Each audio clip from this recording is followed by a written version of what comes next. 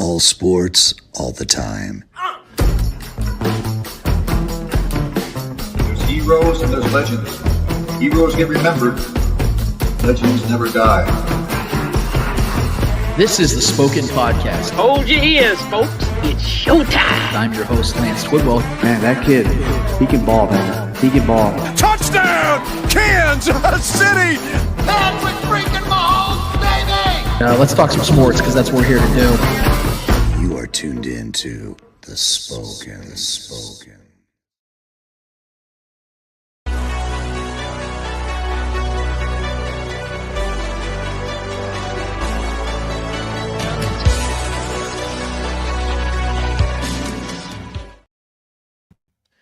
This is the Spoken Podcast. I'm your host, Lance Twidwell. Here inside the Starcade Media Studios, my guy, Trevor Twidwell. What's good? Episode 301 is in full swing, full motion. We're so happy to be with you and for you to be here with us, whether you're live streaming, podcasting, or YouTube. We want to thank you so much for taking the time to be with us at this time as we have the conference championships upon us, guys. Both the AFC and NFC are showing down. It's a showdown on both sides tomorrow when we're live streaming this, which is Saturday. So tomorrow, which is Sunday, I know I'm doing the math for you. I'm spelling it out. It's like Rebecca Black around here, Trevor. Yesterday was Thursday. Today is Friday. Tomorrow's Saturday. We so excited. Oh, we so excited. Much like excited. Hip-hop guy comes in. I wish we had that dude here. He's not here, though. We have us, and we have you, and we want to thank you for being here with us because we have a jam-packed show for you. It is a lot to get to, man, and it feels like there's only a couple topics that we really need to get to, Trevor. But you know how we do things around here, man. We really know how to expound on things. We really know how to dance around the topics and dance on the topics and just get all up in them topics. And we want you to be a part of them topics as well, which is why we ask if you've not already done it. We tell you the top and bottom of every single show. Go to youtube.com right now, hit up the Spoken Podcast, hit like, share, subscribe, notify, all those fun buttons. They're there for you to push for a reason. But the one we need you to push the most is the comment button. We need you in the live stream, guys. We'd love to hear from you in the chat. We've had an absolute community boost of these last few months. And, you know, football helps with that big time. I know that you guys are all football fans or people love to hate watch. It doesn't matter what your purpose is or why you do it. The fact is you're here. And we appreciate you being here with us as this is going down because we have, like I said, we have a very exciting show for you guys today. Trevor, how you doing this week, man? You ready for this thing? How's everything going for you? Ready for football tomorrow? Oh, I'm locked and loaded, baby. I mean, I'm ready for this. This is a special time to be alive as a Chiefs fan. This matchup once again. Yeah, I mean, I've been simmering all week, man. I've been damn near out of boil at this point, so I'm ready for tomorrow already for sure. Boil is correct. I got a couple boils on me right now. I don't tell you where they're at, but you know what? They're boiling.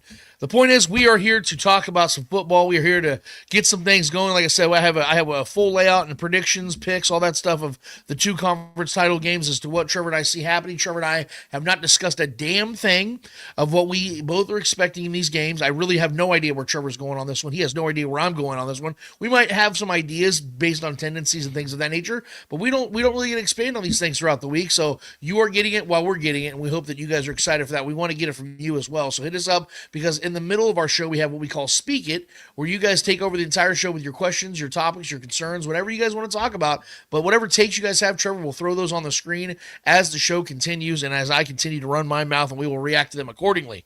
So, Trevor, without further ado, it is time for Lance Rants. Gotta scream! Yeah! We're back on motion! The moon's gonna do me!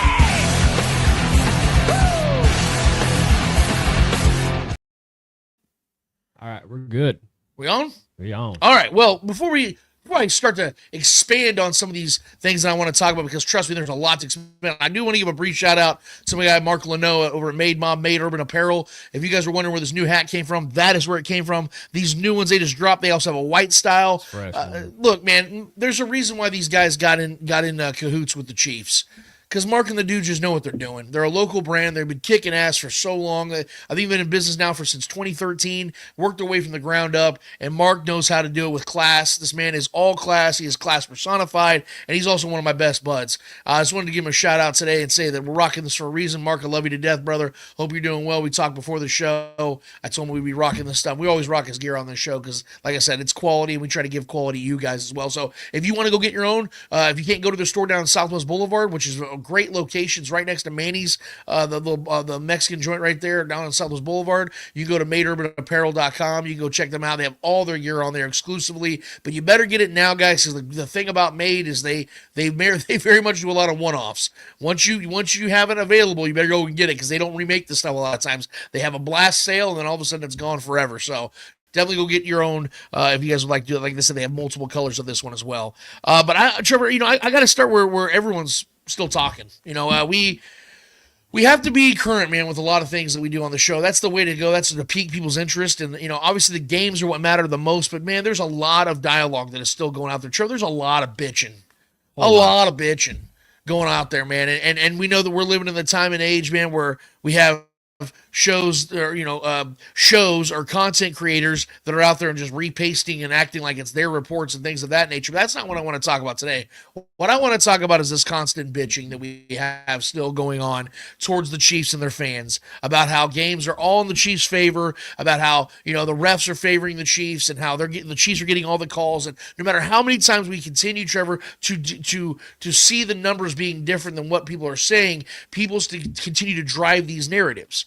Well, I wanted to go a little bit of a different route today, and I'm just going to flat out debunk what we've been hearing when it comes to the playoffs in particular, because we know that's what matters the most. People can live in, and overcome the Chiefs getting a call or two in a regular season game. They don't hold on to that as much. But when they see it in the postseason, that's when people start to amplify it the most. And that's what I want to attack today, because if you see right here, and we're going to go ahead and put it on the screen, Trevor, this is Warren Sharp's tweet from a few days ago. Warren Sharp said, "I saw a crazy stat yesterday on ESPN that I could not believe. The last 4 years of the Chiefs' 11 playoff games, 0 games the Chiefs had more penalties, 10 games opponents had more penalties. Wow. I compared them to other playoff teams, ... read, and it's a whole article. I won't waste your guys' time.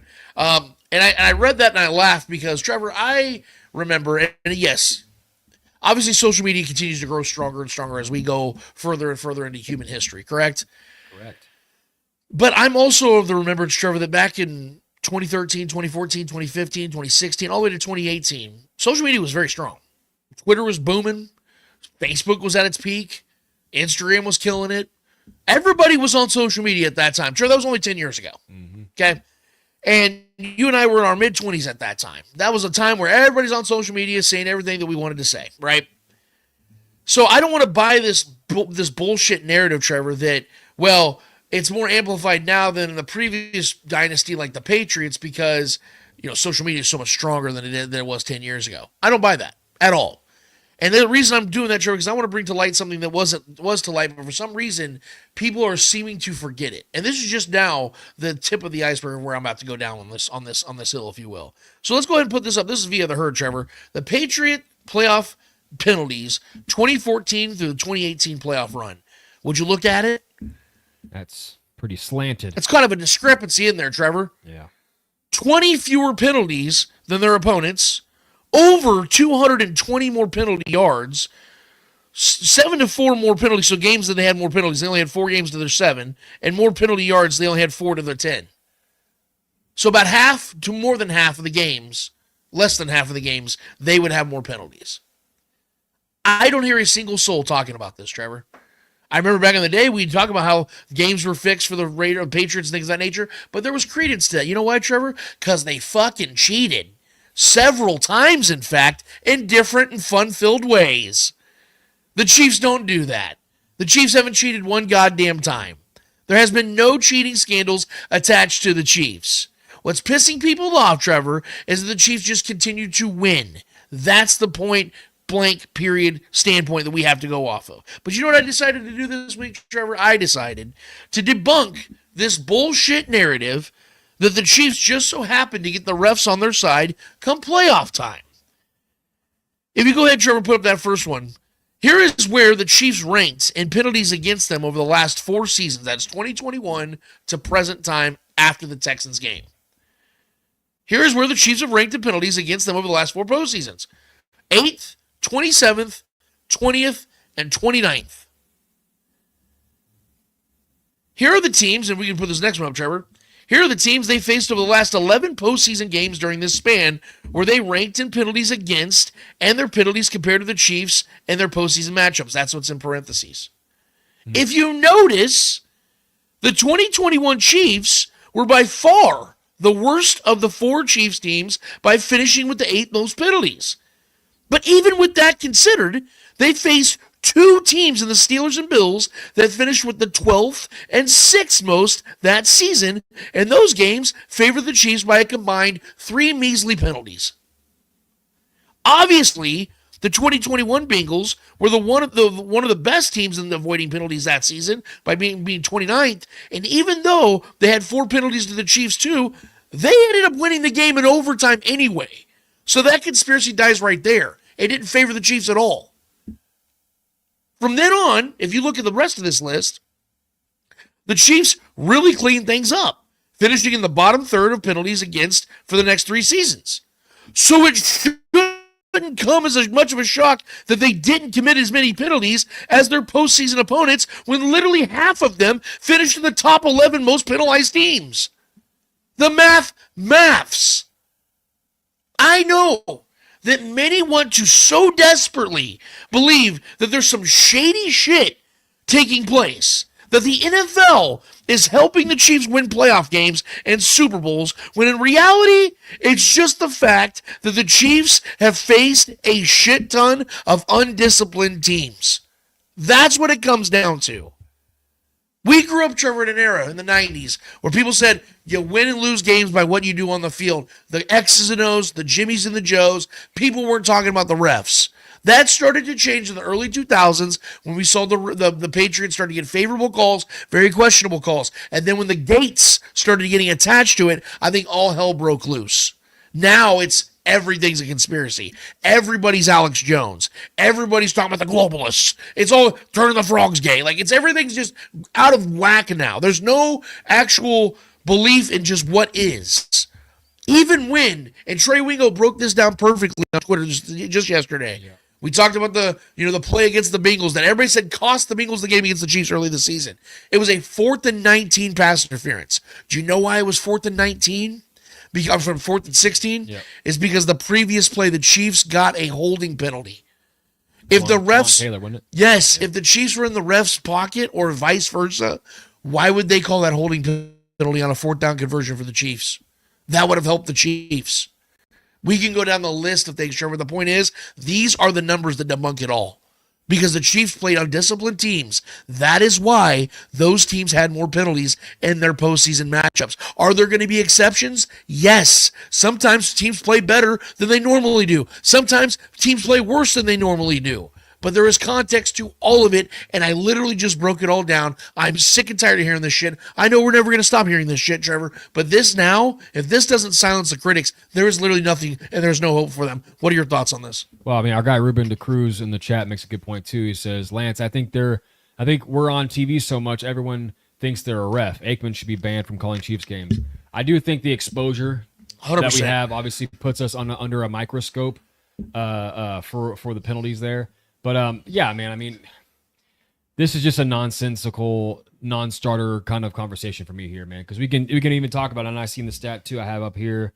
Penalties called on opponents regular season since 2022.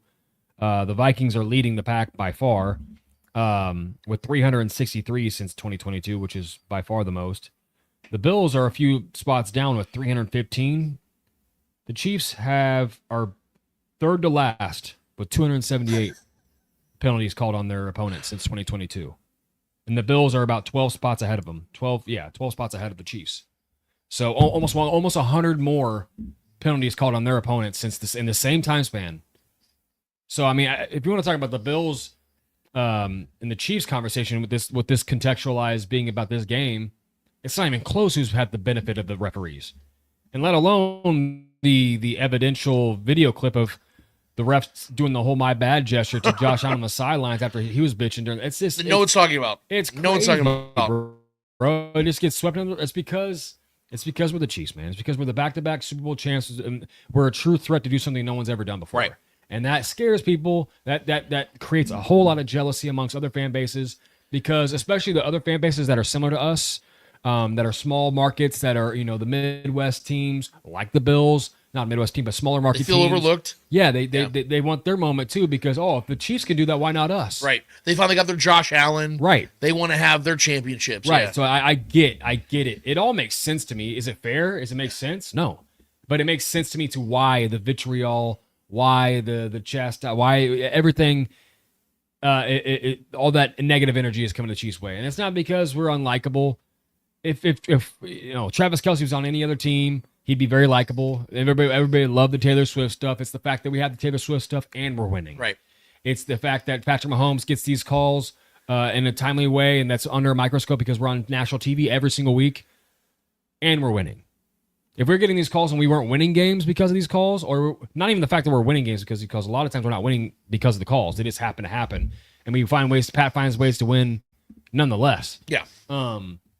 But yeah, man, this stuff is just, it's hard for me to really even get into it because it's such a nonsensical thing to me. Yeah. But yeah, I mean, it's been debunked left and right, and everyone wants, like you say, keep regurgitating the same statistics and, counting their hits and ignoring the misses that counter the argument very easily, like you just said, and like I just stated, with the Bills having that much more, and no one wants to fucking talk about it. Right. The Vikings led in the last 3 years.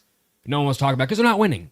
I mean, they won this year, but they're not winning consistently. They're not winning Super Bowls. So the fact that we're winning Super Bowls, people want to go, how are they doing this? Right. We got just like we got Humphreys and Marlon Humphrey and all these other guys. Just they can't keep getting away with it. Yeah. It's this narrative that we're getting away with something. No, we're taking what is ours. We're taking the game by storm. And I don't you know, guys got to stop us. It's up to you. I don't know if you feel the same way I do when it comes to this other narrative about, they're at home a lot, so they're going to get the calls. Yeah. That is something that irks me to know. He has a winning to no record with end. all these different refs. Yes, yes. We win a lot of games, guys. The funniest thing about it is some of the worst calls I've ever seen go against the Chiefs were at Arrowhead. Yeah. We've Right. seen horrific officiating at Arrowhead. The 2018 AFC Championship. AFC Championship game. Yeah. Chris Jones, Yeah. that's I mean, crazy. we've seen some of the worst calls. The Texans regular season game when they picked up that pass interference penalty. Even the offensive offsides on Kadarius Toney. That's a call that doesn't get called barely ever. Yeah, I mean, And he they was called it. blatantly off. He You're was right. over it. Yeah. But I get it. That call still, though, it very rarely gets called, and it was called in our house against the Bills. So Well, and it's also funny. and they won the game because of it. Wingo figure. also Trey Wingo got to give him all the credit in the world for what he put out there. The Chiefs also lead the league in penalties that take touchdowns away as well. So we're talking about scoring plays. Yeah. The Chiefs lead the league in those taken away. So any way you look at it, yes, there's going to be times, Trevor, where a team gets a call that goes their way that probably shouldn't. You and I talked about that was all last season. Yes, How many times did we leave touchdowns on the field last right. year? There's going to be times where, yes, the Chiefs might get a favorable call. But again, like you said, because we're on the national platform so much and everybody's watching us to where we literally the Chiefs played a game on every day but Tuesday this year. Everybody's getting a chance to watch the Chiefs, and they're hate watching, so they're looking for anything to take away from this team that they're doing and accomplishing, and that is why we are where we are. There's nothing that we can do about it. All we can do is state the facts. That's why I wanted to spend the first 10 minutes or so on this show to talk about the facts, because that's what we do here, man. We're a facts, and that's what we're going to continue to do. Where we need to move off, though, Trevor, and I want to get right to it, is these matchups, because I could not be more excited about this weekend, man. I'm not sure that we have the 4 best teams in the NFL. In fact, I don't think we do. But I think we have the 2 best matchups, if that makes sense. The storylines that are attached to these matchups are so damn rich, and it's so intriguing that sometimes it doesn't matter if you get the best teams. Sometimes it's just cool, like you get the hotter teams. Mm-hmm. You get the cool matchups with the quarterback versus this defense, or this quarterback versus this quarterback, whatever the case is, coaching strategies, things of that nature that you're going to have on full display. I absolutely love what we got, man, and I want to start right where this weekend begins. It is Eagles hosting the Commanders. Trevor, you and I, multiple times already this postseason, picked against the Commanders. Yeah. We both said, and we said from the beginning of the year, we were sticking to our guns. This team's a year away. That's why I picked them to win about 7 games this year. I said Jaden Daniels is my favorite quarterback out of the draft. He is. He was my favorite. I like this kid a lot. I love Dan Quinn. I love Cliff Kingsbury. I love Terry McLaurin. I love what they have around this kid, but I think it's going to take a year. Yeah. They overachieved so fast. A little bit. And I love seeing it, because Jaden Daniels to me is already a top 10 quarterback without question. And I really stand by that. I would take him over Justin Herbert right now. I would take him over CJ Stroud. I would take him over several quarterbacks. I'd take him over Jordan Love. I would take him over several quarterbacks that were normally in the top 10 this year. And he keeps playing this way, he's going to creak into my top 5, and I'm not kidding. I'm not one of those people that has to wait long. If I see it in you, I'm gonna give you your flowers. I mean, we did feel that way about Stroud last year too. So Sure. there is a sophomore slump that could definitely be looming. But what he's doing this year is unprecedented. The Eagles are the team, man, that they just keep winning games. They're kind of like the Chiefs in that way, where it's never really pretty. They win ugly, old school style. They have the best running back in football right now in Saquon Barkley. I think he honestly has probably been the best running back in football for years. He just finally gets an opportunity to play behind a great offensive line, and it shows you what he can do. Yeah. Their weapons are insane. You have A.J. Brown, you have Devontae Smith, you have Dallas Goedert, Gainwell, good players like that, good others, around those guys. An incredible defense, especially in the front seven. I seen a Saquon stat. I think he had 6 200-plus rushing yards games this year. That makes sense. And he only had 6 his whole entire career with the Giants. Yeah, probably. That's nuts. Probably dude. so. Probably That's so. Nuts. The everything around the Eagles in this matchup tells me they should just absolutely win this game. They're at home. They're the better team without question. I think that they have a lot of advantages. I think they're obviously the far more experienced team. This team's been to the Super Bowl. And they have a lot of motivating factors. Like I said, getting Saquon to the Super Bowl. He's never had a shot. Getting back to where they felt that they missed a lot of opportunities and left a lot of meat on the bone against the Chiefs, and maybe even potentially get a shot at revenge against the Chiefs. That was the exact same storyline, Trevor, against the Bucs. That was the exact same storyline against the Lions for the Commanders. They're playing into the same exact storyline that they faced these last 2 weeks. And I doubted them both of those times. I said they weren't ready. I said they didn't have enough. I said, well, this team, it just logically sounds like the home team just got those advantages. And what did the Commanders do both of those times? They took it to that team. They forced the turnovers. They made the timely plays that needed to be made on 3rd and 4th down and in the red zone. There was some luck in that Bucs game, but yeah. Absolutely. Baker, that was an unforced turnover. Yes, sure. And they capitalized. That's the biggest thing. Sure. Luck was definitely involved, but they capitalized on the luck. That's the key. Yeah. You can be lucky all day and you don't capitalize, it don't matter. Yeah. They capitalized. Jaden Daniels is the most poised quarterback, I think, in the playoffs right now. I mean, he's the most poised quarterback in the playoffs right now. I'm going to give him that credit. I mean, I would say outside of Patton. Well, okay, obviously, you and I are picking Patrick over him. I'm saying the way it feels like he's so calm all the time that I would even say it's up there with Patrick right now. I'm giving him that much praise because he just looks, for a guy his age, I know he's not young, but he's a rookie. He's like Alex Pieta at quarterback. Like yes. That's what he's. Just stoic faced, man. Stoic as hell, yes. Yeah. It's impressive. I am calling the upset of this. I'm just going to get right to it. Yeah. I know that the Eagles, if they run the ball well and their offensive line's doing their thing, there's a very good chance they win this game. But with Jalen Hurts' injury, which I've heard, Trevor, if it was a regular season game, he wouldn't be playing. They're saying this is a rough knee injury. That's a big factor because, to the Commanders' credit, their defense has not been very good this year. They've come alive. Yeah. Bobby Wagner's got these dudes going. And they're playing different football in this postseason. They're playing different football. And they don't have anything to lose. They're not supposed to be here. They have no pressure on them. They have zero pressure on them. They're not, like you just said, right now, if I'm not mistaken, they're like 6.5 point dogs. Yeah. Dude, they've had bigger odds against them. Last week, I think they were 9.5 point dogs against the Lions. I mean, for good reason. Sure. They faced a juggernaut and they brought the fight to them. I don't expect the Eagles to turn the ball over like the Lions. I don't expect that. Yeah. But I expect situational football. Dan Quinn, to me, is a better coach than Nick Sirianni. And I think, obviously, they have the quarterback advantage in this one because of just health alone. Yeah. And I think, dude, weapons-wise, because of Jalen Hurts' limitations, it does start to even out a little bit because Terry McLaurin with Jaden Daniels has been unreal. Yeah. And even Zach Ertz, the revolution of his career, all these pieces that are older but not forgotten, like Bobby Wagner, this revolution he's having in his career at 35 years old, playing unbelievable football.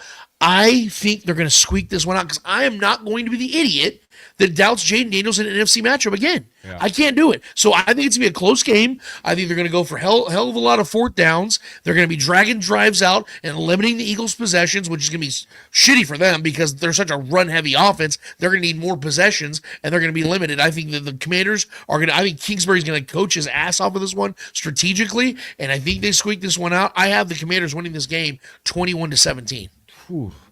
I'm picking the Eagles. I am betting against the rookie here. This is a big spot, and I know the dude is poised as we've ever seen a rookie ever be. But I think Philly's just the far better team in my opinion, especially defensively. I think that defensive line and the offensive line for Washington is not great.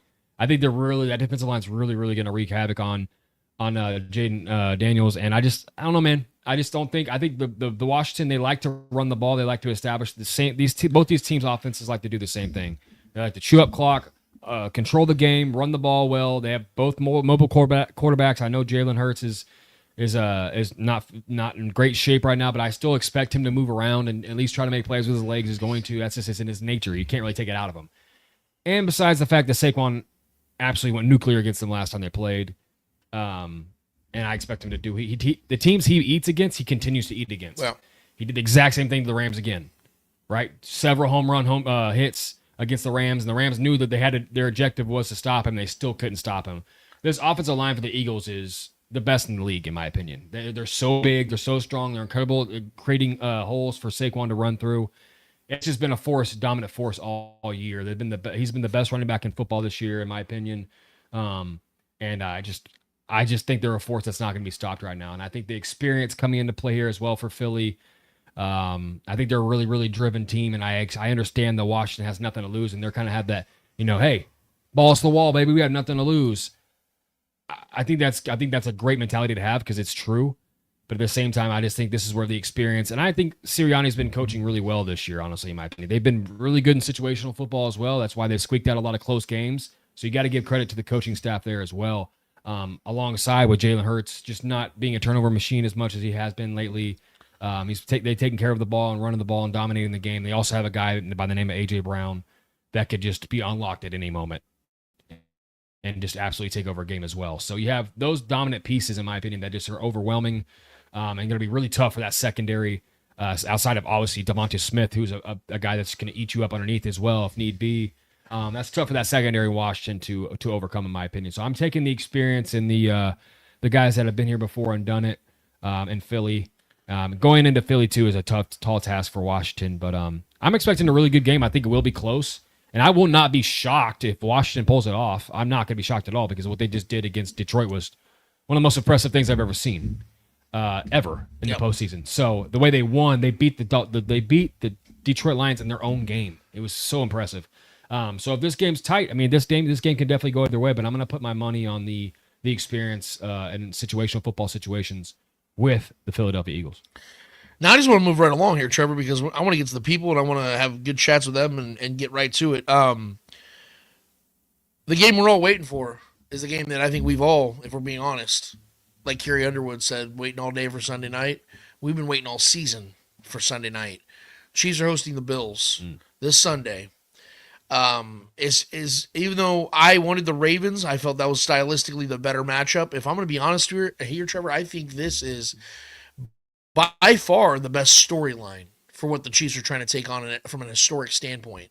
I think that this is the matchup that just makes the most sense when we're looking back in time.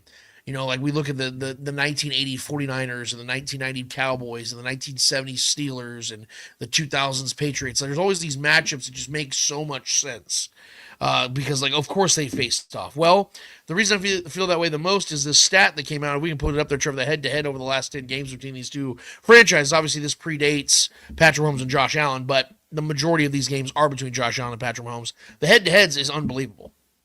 I mean, 5 wins, 5 losses. The exact same amount of points, given up. That is unbelievably wild. But here's my thing. I look at this head-to-head thing a little bit differently than other people do. Because you see that and you're like, oh my God, these teams are so even. Yeah. But see, I beg to differ. Because there's so much more context to these head-to-head numbers than just what you see right there. See, 3 of the Chiefs' 5 wins have come in the postseason, when all 5 of the Bills came in the regular season. So we can look at this head-to-head matchup and say, man, these teams are so even. When we're looking at the context of this particular matchup, that's not at all the case. So, cute stats, love them. I'm a stat guy myself. It's enjoyable to the naked eye. But let's go ahead and make sure we put these in context because these teams are not the same. They're not. These franchises are not the same. These quarterbacks are not the same. And that's what we're about to break down. If we could, Trevor, let's go ahead and look at the availability of some of these players for both sides. It's a discrepancy. It's way different between both teams. As you can see, the Chiefs are way healthier. Full participant, all the guys are even on the list, but there's only 4 names in total. If you look at the Bills, there's about 69 guys on their list, but it looks like for the majority of their team, they're going to be going. Matt Milano looks to be going. He is banged up, but they are losing their starting safety in Taylor Rapp, which is a massive loss because he had one of the interceptions in the Week 11 game against the Chiefs, and that leaves Cole Bishop, their 22-year-old second-round pick, to now take on Travis Kelce, which is an unbelievably unfair thing to ask of a kid. Now, he is a professional athlete. He is a professional football player. He is expected to take on the job, and I expect him to. But that is a lot to ask of a rookie player who's gotten some time to play this year. But Taylor Rapp has been the dude at that position this season, has played at a very high level. I know that they signed back Micah Hyde. I do not expect him to play for the team. I think he's more of a coach at this point. I think he's a guy that just kind of gives advice to the younger players, helps with the secondary things of that nature. He's kind of a cooked player, if we're being honest here. But this is definitely a bright spot in this matchup, looking at where we are when it comes to the injuries. Now, the stat I want to give you guys that I'm going to break down my thoughts, Trevor, and I want to get yours in just a second, but this is the one when I talked to so many people this week, Trevor, about this matchup, and I had so many folks, and I'm not over-exaggerating here, talk about how they were so worried about this matchup.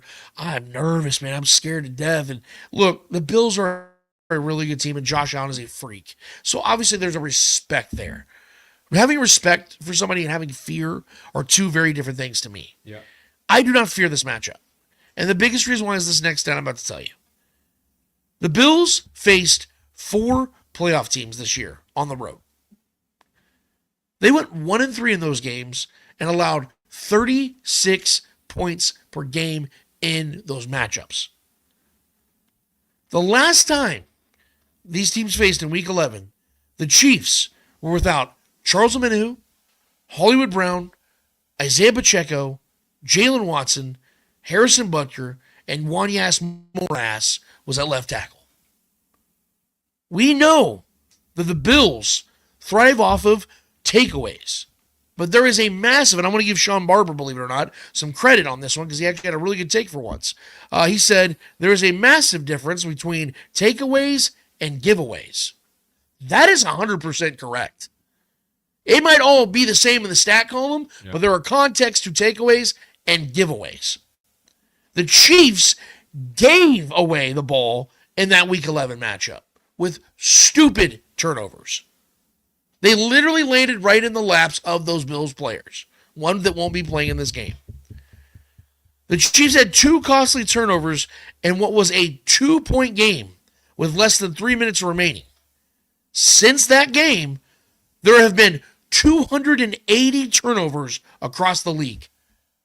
The Chiefs committed 0 of them. That is the longest streak in the modern era of the NFL. Yep. In other words, with all this collected, the Bills are taking on a much better, much different Chiefs team this time around from a roster and execution standpoint. And I don't believe the Bills have the dogs on both sides of the ball to deny the Chiefs a bid for their three-peat. The Chiefs have won 16 consecutive one-score games. 16. I do expect a sharp and efficient Josh Allen because he's been that all season long, outside of maybe 1 or 2 games with the Ravens. But with with Jalen Watson back in the secondary for the Chiefs, it allows McDuffie to really lock in and lock out on the opponent, whether it's Shakir, Coleman, Kincaid, whoever they put him on. Cooper. Yep. Yes, whoever it is. I think he's going to just lock them down. And this is already a limited passing offense. The Bills have an elite offense, but the Chiefs' pass rush is finally healthy and humming. And with the mix of Spags, genius blitz schemes, I think you're going to see Josh pressured a lot more than many expect him to be. Playoff George out there too, man. And Charles Omenihu back at it. Yeah. This, to me, Trevor, again, is the perfect storyline matchup for the Chiefs in this unprecedented dynasty they're building. Beating the Josh Allen-led Bills in 4 consecutive postseason games would be one hell of an historic bragging right. And if we know anything about the Bills, losing 4 straight in the postseason is something they're very familiar with. This Sunday, history repeats. Trevor, I'm taking the Chiefs to win this game 24-20. Very modest of you, because I'm going to one-up you here real quick. Before I get to that, I just want to address the whole, because I like narratives, and I like when people have a point or a stance that they're making or that they're standing on, that they're a point they're trying to get across as far as what their take is, what is embodied by their take, what is their reasoning. And I haven't heard many reasons to why people think the Bills are going to win, other than that Josh Allen is due. Just, he's too good. He's fallen every single time that they've met in the postseason. He's due. This is his shot to do it. You know who else was due? Dan Marino, probably. One of the best quarterbacks of all time, made it to the Super Bowl, never made it back. He was due to make it back, right? At least go win one. Jim Kelly, Bills fans, 4 in a row. He was due to get one of those Super Bowls, right? Lost every single time. But he was due. I mean, I'm sure that was a narrative at some point when he was, 4 straight seasons making a Super Bowl. He's gonna get one, guys. Didn't win a single Super Bowl. Derrick Rose took over the Eastern Conference there for a little bit against LeBron James. He was due. Maybe he was the guy that was going to take LeBron James out. Nope. Never happened. Challenger after challenger has come against greatness. How many times did Brady get challenged by other players? When it came to it, Tom Brady, more times than not, was the victor. Dominance, dynastic runs like this are very rare, but they could be lengthy, right? LeBron James's run in the NBA was lengthy. Steph Curry's run was lengthy too. It happened simultaneously. Dominance is dominance, and it tends to be a long time. That's how dominance is established. It's not short-lived. That's what dynasties are. We're in the middle of a dynasty right now in Kansas City. And if your narrative is that Josh Allen's just due, you got to do better than that, in my opinion. Is he a great player? Of course. Lamar Jackson's a great player. Hasn't sniffed the Super Bowl yet. Joe Burrow's statistically one of the best, if not the best quarterback in football. Didn't even make the playoffs. Who gives a shit about what's due? You got to go take this. This is dog eat dog. You got to go take this. This comes down to the man versus the boys. Right. And we all know who the men have been in these situations when it comes down to this. So, I have the Chiefs winning this game by 10 points. Oh man, I like that. 33-23 is my score. This defense for the Chiefs is going to do their job, in my opinion. I think this is a different defensive line. Obviously, Amenhu being back is a massive part of this. And George Karlaftis is looking like a different player out there. George Karlaftis in the postseason has been an absolute monster. Statistically, he ups his game every single season. Several guys in this defense don't know what it's like not to be in the Super Bowl. Right. Trent McDuffie doesn't know what it's like not to be in the Super Bowl. Jalen Watson doesn't know what it's like not to be in the AFC Championship. All these guys know it's success, right? And we've been here, we've done it. This is when experience. Andy Reid, Patrick Mahomes, obviously. These are the kind of games we win. These are the kind of games the Buffalo Bills have proven to lose. Every time, outside of this past matchup when Josh finally beat a good quarterback in the playoffs. A divisional winner, yeah. He finally beat Lamar. Congratulations. That's big time. That was a big time win. Yeah. Even though I do fully believe that the Ravens gave that game away in a lot of ways. No offense to the Bills. You guys won. It's true. But Lamar, had a turnover or 2 turnovers by himself, and then Mark Andrews decided to fumble the ball as well, and they still had a chance. They still had a chance to win that game, or at least tie it up and go to overtime and have a great chance to win that game. But Josh Allen finally got that one. That's his first real victory against a really good quarterback in the postseason. He had 147 total yards. That's what I'm saying. It was mostly the defensive side of things that got that done, and they thrived off turnovers and giveaways, like you said. There were several giveaways in that game. That's not going to happen in this game. Patrick Mahomes is not. He doesn't have uncharacteristic turnovers in the postseason. It just doesn't happen. We take care of the ball. Andy Reid draws plays up that we haven't seen all year. Teams, the corn dog, we stood it twice in one game in the Super Bowl and scored twice in the Super Bowl with one play that we had not seen all year long. Right. We flipped the play and scored one way, and we scored another side of the field with the same goddamn play, and the defense looked puzzled. Well, you don't think Andy Reid's got things ready for this team? This is the Super Bowl, in my opinion, in a lot of ways. because we know what this game means to us. We know what this game means to Josh Allen.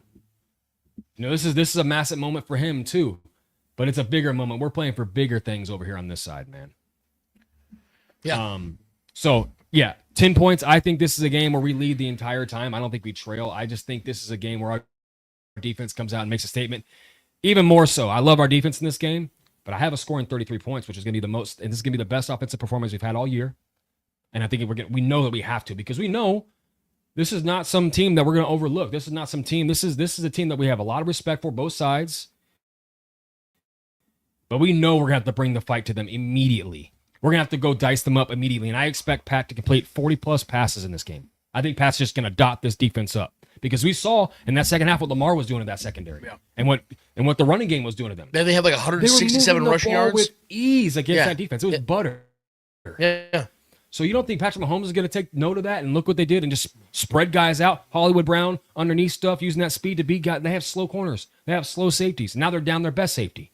Yeah. It's going to be a laser show from Patrick Mahomes' arm. It's showtime. They don't call him that for no reason. I expect a laser show from Patrick Mahomes. I expect light. I expect fireworks from this offense. Kelsey's going to eat. I think Hollywood Brown is going to eat. That's my guy. Xavier Worthy already showed what he going to do against that secondary. Last time we played them, he should have had an even bigger game because he had that one bad field position that should have been a catch if he stayed in bounds. And Pat missed him on another one. This is going to be an offensive outpouring from this. This is the time when we unleash it. We know this is the game we have to do that. Because both teams are going to try to establish clock. Both teams are going to try to keep the other opposing great quarterback on the sidelines. I think it's going to matter. I think the Bills are going to be chasing points the rest of the whole game. And I think Patrick Mahomes is going to be on his shit. This is going to be an all-time over my dead goddamn body from Patrick Mahomes kind of game. And I'm here for it. 33-23 Chiefs. We also have to remember, and it was all very well said, we also have to remember that the Chiefs are coming into this game, coming off a game where they face the toughest defense they're going to face all postseason. Like, I have respect for the Eagles if they were to face the Eagles in the postseason, but I think that Texans defense is a little bit nastier. That's way better than the Bills defense. They've been way better. I mean, outside takeaways. Yeah, what I'm saying is, and the Chiefs are coming off 25 days rest facing that defense. Yeah. They looked rusty, but they, conceded points with the safety at the end of the game. You had Hollywood Brown and D-Hop having 0 receptions combined, and the Chiefs won that game by 9. Like, think about that for a second. They weren't getting anything out of the run game. The Chiefs' offense was clunky, inconsistent. Special teams was incredible. And they won by fucking 9. Another blocked field goal. Like we do things, man, that just... And again, this is me penciling in the fact that I respect the hell out of Josh Allen. Yeah, of course. But Josh wasn't special last week. Like we talked about. Like, he had 147 total yards. The lesser defense. Vultured a couple touchdowns from his running backs who were really carrying the load. James Cook and Ray Davis were doing their thing. They were playing really good football. But Josh wasn't special at all in this game. And this was at home in the snow where he should be flourishing. It's a Ravens team that has played better defense of late, but like you said, they were out there playing charity case football, giving the ball away to the Buffalo Bills 3 different times, and then at the end of the game, still had a shot to tie that game up and maybe get a chance of winning that game. And Mark Andrews just straight up dropped the 2-point conversion. Personally, in my opinion, just a side note, when I go and sign Derrick Henry in the offseason as my big acquisition, and I have Lamar Jackson as my quarterback, who's the greatest running quarterback in the history of this game, maybe run the ball on one of those 2-point conversions. I don't know. That was crazy. When you don't have Zay Flowers, what the fuck? Anyway, The point I'm trying to make is the Ravens, I think, in my opinion, lost that game more than the Bills won that game. So now we have a situation where they're playing, the Bills are coming to Arrowhead against a team that does not beat themselves, that does not do that. Yeah. They're not going to have a game like Lamar just did.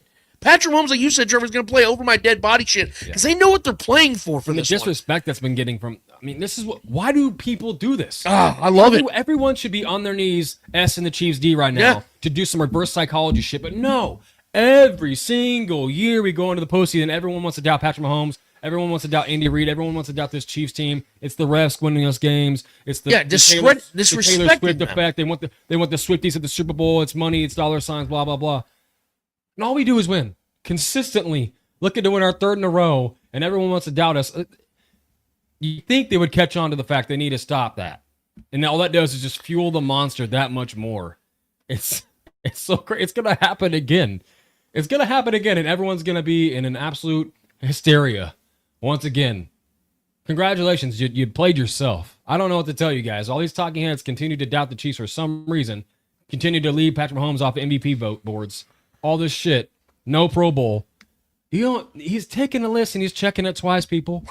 This happens every year, bro. And I mean, I'm just glad I'm a Chiefs fan. I'm glad Patrick Mahomes is my quarterback because we know what's going to happen here. Come on. Well, we're getting a lot of people in the chat. And by the way, thank you guys all for being in the chat. I'm seeing all the regulars and some new people in here as well. So keep it coming, guys. You're absolutely killing it with some of these takes I'm reading. But I'm seeing a lot of Noah Gray love in this one, Trevor. I think that there's a chance that, and even our guy John Harrison, I'll give credit to Ruben DeCruz as well. They're both bringing up 50 Shades of Gray. I'm kind of willing to play on that one because everyone's going to be so fixated and focused on the stars of the offense. But then, like John Harrison says right here, I think the non-stars, like I like to call them the others, they show up. Guys like Turk Wharton, Mike Pinnell, and 50 Shades of Gray on offense. See, that's the kind of shit that tracks for me because in these types of matchups, it's always been the others that make a big play. Like I talked about last year. Well, I think it helps that Noah scored twice against him last game. Sure, yeah. But I'm saying, like, look at last year's postseason run. Way worse offense, right? People who sealed the deal last year. McCole Hardman with the walk-off. Noah Gray, I think it was in the AFC Championship. Kadarius Toney and Sky Moore both scored in the Super Bowl against the Eagles. Yes, 2 years ago. And then last year, like I said, what play put it on ice? MVS catching that deep pass. The plays, the defense, several defensive players or others on the Miami game shutting down. Watson had I mean, my God, dude. So I like that take. I really agree with that. I would not be shocked at all. Well, it's consistent if these guys are the ones that make some big plays in this moment. That's why I want to get right to our key players here, Trevor. I want to get your offensive and defensive players because I think there's a golden opportunity for a few guys that are looking to get paid next year to make some big moments in this game. Who are your guys? I mean, I'm gonna go. A guy that hasn't made a really big play of note, but always seems to make a really, really big play of note in the postseason, at least one or two or three, especially when it comes to Super Bowl. This guy always shows up. It's the green dot. It's Nick Bolton on defense. Remember what he did to Philly, bro? Outside of Patrick Mahomes playing great in that game also, Nick Bolton was close to winning the MVP of that game. Sure. It was amazing, right? Granted, one of those fell right into his lap, and Jalen Hurts just shit his pants on that play. But Nick Bolton had the wherewithal and the mind to be in that play and be in the right place at the right time several times in that game.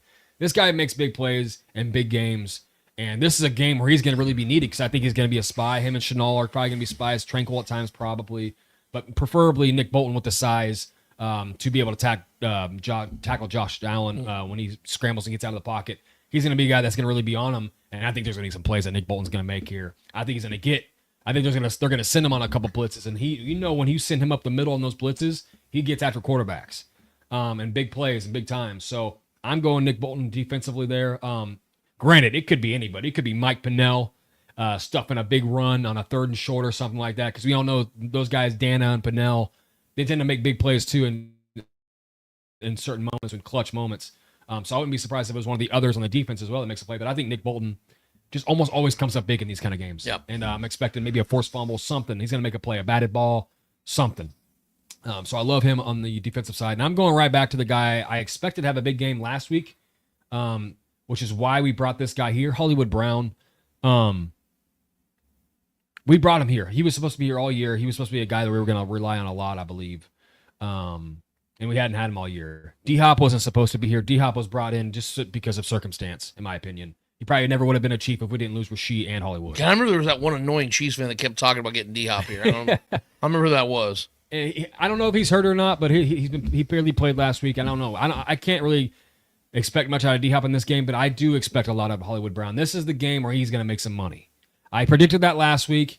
It fell flat. He didn't have a catch. D-Hop didn't have a catch. The only receiver that had a catch was Xavier Worthy, who could be the guy in this game, obviously. We all know what he can do to that secondary. But I think this is a game where Hollywood Brown has like 7 to 8 catches, 50 to 80 yards, and possibly a touchdown. I think he's gonna be one of those guys that Pat relies on to get the ball out quickly, and dare those corners and those safeties to keep up with his speed. Same thing with Xavier Worthy. You can use the same argument with both these guys. But these guys are both really quick and both really good after the catch. But Hollywood Brown, in my opinion, is tougher to bring down after the catch. Yeah, he's a little smaller than Hollywood. They're both thin guys. But Hollywood Brown knows how to stay on his feet a little better. He's a savvy vet, right? He's been around a little longer. Hollywood tends to get knocked down pretty quickly based on first contact. He doesn't stay on his feet very well yet. But I think Hollywood Brown has an opportunity to have a really, really big game here. I think he's going to rack up a lot of receptions. I think he's going to convert some third downs that are big time plays. And I just think he's a terrible matchup for that secondary. So I think he's kind of what I expected if what's his name for the Ravens that didn't play, the receiver? Zay Flowers. What he could have done to that secondary if he was available in that game is very much like what I'm predicting Hollywood Brown to actually do against that secondary, because they didn't have that guy. They didn't have that quick out kind of guy that can go and play underneath and do damage underneath and even beat you over the top, which he should have in that Texans game. He just dropped it. That was maybe the best throw of the year by Patrick Mahomes. Absolute dropped it in the bag, and he dropped it. He wants to make up for that. He wants to make money this coming off season. If not, have a chance to come back and run this back with the Chiefs also. This is going to be a career game, in my opinion, for Hollywood Brown in the postseason. This is his moment, and I think he's going to ball out, and I think it's going to be one of the biggest reasons we win this game. It scored north of 30 points in this game. The defensive side for me has been difficult to pick. The offensive side has been almost impossible, so I'm going to have to sift through that one. I have made up my mind on both, though, but it's very difficult because I could see several different key players. And our guy Kyle Henning, shout out to the Kingdom Says podcast. He said two defensive players, Watson and Chanel. Yeah. I 100% could see both. It could be any one of teams. these guys. Yeah, that's what I'm saying. Like, we have everybody right now. It's so nice. The Chiefs are the typical, or like your unique pick your poison type team, and that's why it's so hard to parlay them. Yeah. That's why it's so hard to bet the Chiefs sometimes outside of spreads. But I'm going to go on the path that I think that is where everybody knows the Chiefs have to be great at in order for this game to go their way, and that is getting at Josh Allen. Now, last week George Karlaftis got a massive bite of the apple. He put himself in a very specific place on the historic side of the Chiefs for playoffs. He's 3 sacks away, Trevor, from getting to Frank Clark for the all-time record, which is insane to think about. But George is already catching him at 25 years old. And I think there's a really good chance that George is going to be playing here for a lot longer. I think he's going to get an extension probably. But I'm not going with George. I'm going with the guy, Trevor, that's missed a lot of time and has been, when he's played, an absolute monster, and a guy that does not get a lot of praise, a guy that is very passionate on Twitter, and I know that better than anybody, and I know I sound like Trump right now, but I'm being serious. Chucky boy. No one knows better than me. I know the best. Charles Omenihu has come at me many times. No, Charles Omenihu is going to be the guy for me, and the biggest reason why is because it is that was almost my pick too. Perfect opportunity for Charles to have a George Karlaftis-esque game.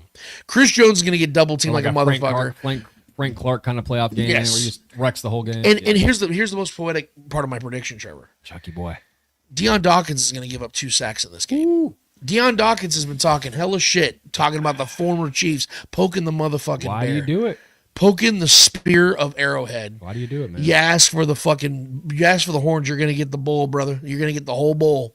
And I think that what happens is Charles Omenihu, who's one of those dudes that keeps receipts, is motivated, chip on his shoulder motherfucker, and a guy that wants to get paid this offseason is the guy that is going to run rim shop on Mr. Josh Allen. And he's one of the few guys on the football field that's as big as Josh Allen.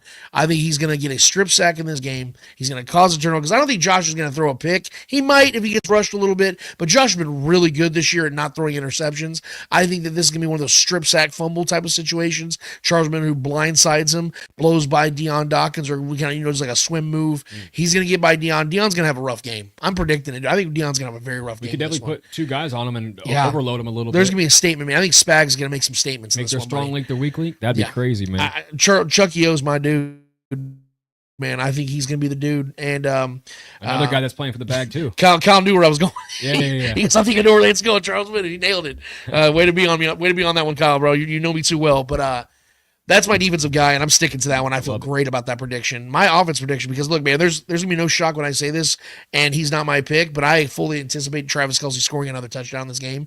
I think Travis is gonna get at least 6 catches for probably 80 yards. He gave him the golf clap last game that when they walked off with that win. Congrats. I love your prediction about Hollywood Brown. Yeah. I love the idea of D-Hop making a play in this game or two. I think that both those guys are. I think Patrick Mahomes is gonna have a very good season. He's gonna have one of those aesthetically pleasing games. I think Patrick's gonna have like a solid 280, 2 or 3 touchdowns, 0 picks kind of game, right? This feels like a 303 game. And maybe you're right. Yeah. But the difference in this game, and you notice my score was so close, right? It's 24-20. It's a 4-point win. Because I expect this game to be close. I think both these teams know each other so well that it's going to be one of those games where it's going to come down to a couple plays. And there's one guy, Trevor, I always give him credit for this, and I'm his biggest fan. And I've been saying for years that he should have been on this team for years now. He is Mr. Net Positive. Yeah. He never has a negative play. Back of that jersey is never dirty. Never, ever, ever is this man knocked backwards. Yeah. He is going to be the man that extends drives in this game. He's going to be the one that keeps the Chiefs offense alive on third and maybe even fourth downs in this game.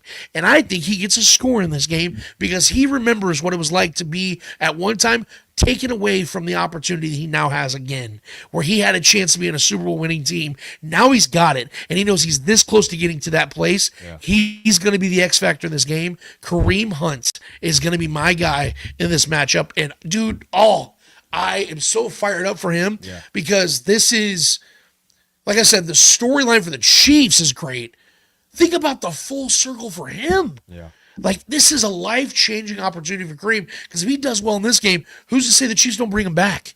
Who's to say he doesn't get a contract extension? I mean, why wouldn't we? You know what I'm saying? Like, he's 29 years old. I know that's not young, but that's not old. And if he makes big plays in the biggest games and the biggest moments, I think he's getting an opportunity to stay with this team, if at worst, staying in the league and getting another opportunity elsewhere. The point is, this is what he's been waiting for 6, 7, 8 years for, and it's going to happen. Kareem Hunt going to make, I'm not saying he's going to light up the stat sheet. You're not going to have 120, 40, 128 yards on 22 touches. No, I think he's making key plays in this one. That's why he's my X factor in this one. I do think the Chiefs are going to execute well in the air, but when they need that 3rd and 2, that 3rd and 1, that 4th and inches, that goal line drive, he's the one that does it. He's Mr. Net Positive. That's my guy. I love it. And think about 3 of the 4 guys we named to be our players of the game and on both sides of the ball here are 3 sub-narratives that are going into this.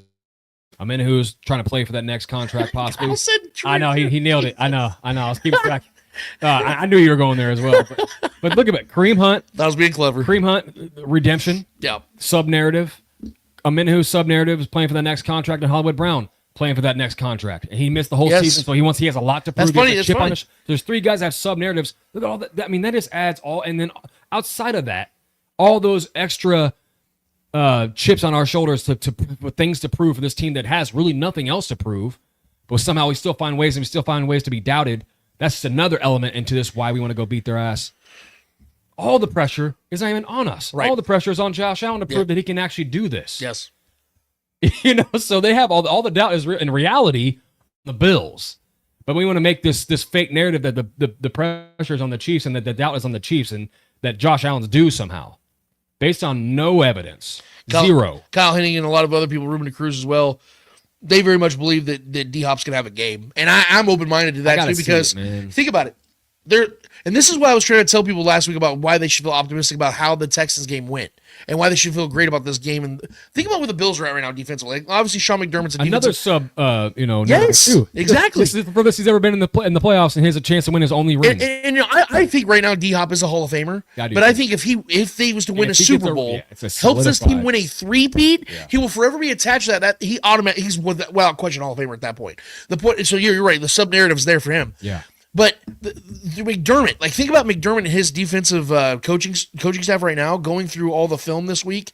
They have zero film on D-Hop and Hollywood Brown. And you don't think Andy Reid has got some red zone plays drawn up for the guy that has the best hands maybe in NFL history? Like he's going to get up and get those 50-50 balls. This is why I'm in lockstep with you that Patrick's going to have himself a game. Because I think that what you're going to see here... He threw three against him. He threw 3 touchdowns against him last time, and that was an ugly game. Yeah. He can go get 4 or 5. I mean, even my touchdown that I'm predicting for Kareem could be a passing touchdown for all I know. The point I'm trying to make is I fuck with this, what everybody's saying about D-Hop because everything's riding on this for his career and legacy, and the fact, like I said, the Bills have nothing on him and Hollywood Brown together on the field. They did jack shit last week. Nothing. They literally did nothing. Yeah. So this is like, okay, what are we gonna do, guys? All right, obviously you gotta watch Travis Kelce. Okay, we gotta put our starting safety Rap there. Oh fuck, Rap's out. Yeah. Fuck. Okay, what do we do? Well, maybe Matt Milano and mix of brackets. Okay, so now you're fixing your number 1 defender. What a nightmare. And another bracket on those 2 guys, on one guy who's a 35-year-old tight end. Then you have Hollywood Brown and D-Hop. And on top of that, you have the best off-script quarterback in NFL history. Bro, so he will run himself. He can go through his reads and progressions, and then once that, he can bail out, either extend the play with his own legs or fucking roll out to the right or the left and make a play with either hand. Like Kyle said right there, who's covering them exactly? Terrifying. Like you said earlier, Trevor, they have some of the slowest corners and safeties in the league. Especially not now, that D-Hop's some burner, the wrap out too. but Hollywood is. Xavier Worthy is. We haven't even mentioned him yet, and he's growing in front of our eyes. He's the guy that went off against him last game. So with all this attention on these the dudes, best catch of his career last D-Hop can go and do these little 6, 7, 8 yard dig routes, and go and get himself a couple receptions, make some differences, maybe get himself a touchdown. I could very well see this happening, man. I'm entertaining all of it. Yeah. And maybe your prediction will be right. Where if this is the case, they are going to score into the 30s. I think we're going to make a point, and this is like I said, man. This is a game where you think we're hearing the doubt. Bro, it's echoing through that locker room. Man. It is echoing through. Travis Kelce even comes out and talk about even on the McCaffrey show. Talking about, we hear it. We've heard all the noise. Dude, these guys like hearing that stuff. Yeah, they like it's an extra boost, bro, because it gets boring when you're at the top. Right. You need that extra motivation. And again, the emphasis I want to put on this game also, guys, is the Chiefs now are going to be coming into this game in rhythm because they have a game in. They're not coming off 25 days rest for this one. They're coming off of 6 days rest. They're going to be in rhythm again. They're going to feel confident again because they got that victory against the Texans, a nasty-ass front seven that Texans defense brings to them, and they still found a way to win that victory. Dare I say a little comfortably.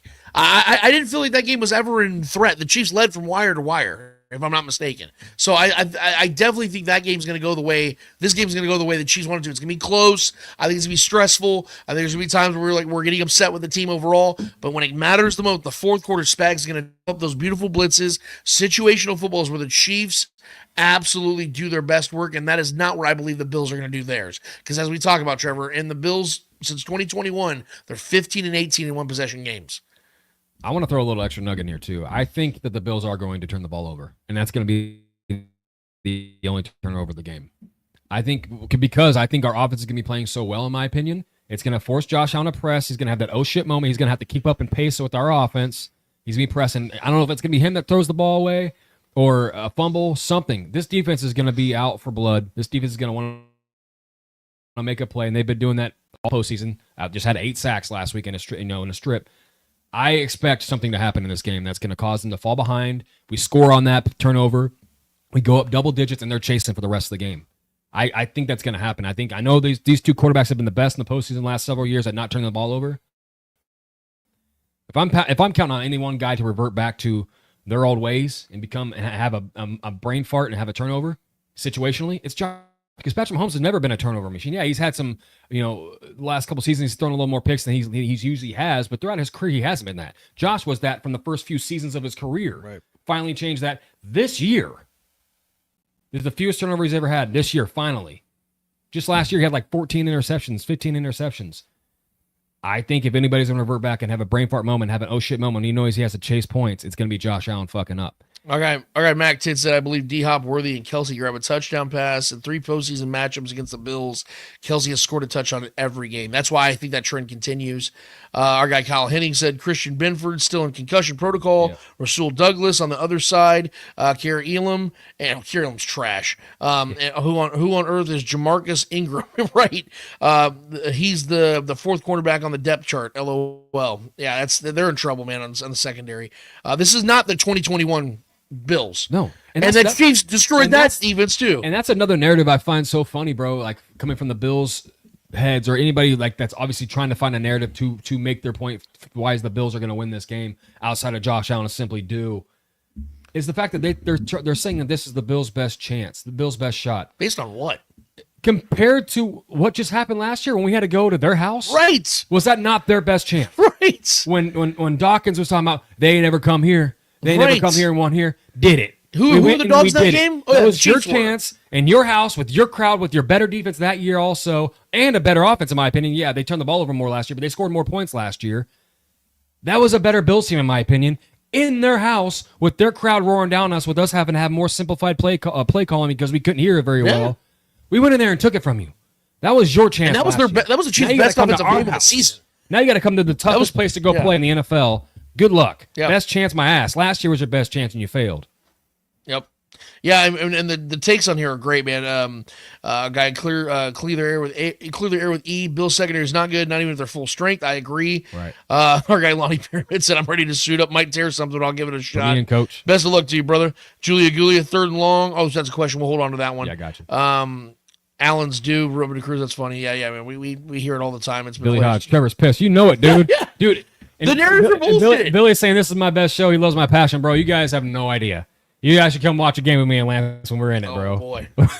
we are We thought wild about boys. filming. We thought about doing a live stream, and I'm like, man, I don't think I people get are ready very for that animated, shit. bro. Like I'm chill for the most part outside of the show, but bro, or Yes, during yeah. the show, but yeah. It'd be like it'll literally be like Homer backing into the bushes. Bro, I when you get guys wild watch during us. the game, so yeah, this is nothing new to me, man. Yeah, Kyle said the same thing. Trevor's now. Kyle Henning said the best shot was last year, especially because many of Facts. those talking heads said the Bills would regress because they got rid of Diggs and Davis and Poyer, which is, in my opinion, what did happen. I know the Bills have won a lot of games this year, but they also capitalized on a very, very easy schedule. Yeah. And let's be real, man. Like, uncharacteristically enough, they played a lot of old school football where they just ran the ball, played safe. Yeah. That's why Josh Allen didn't turn the ball over. I mean, Right. to his credit, he didn't. But Josh Allen didn't have a great season. That's why people said he was the MVP. I'm like, are we sure? And I know based on positional value and talent alone, he is the MVP to his team. But James Cook carried the offense a lot. Yeah. Their offensive line carried the offense a lot. Their defense in moments against bad teams just ate.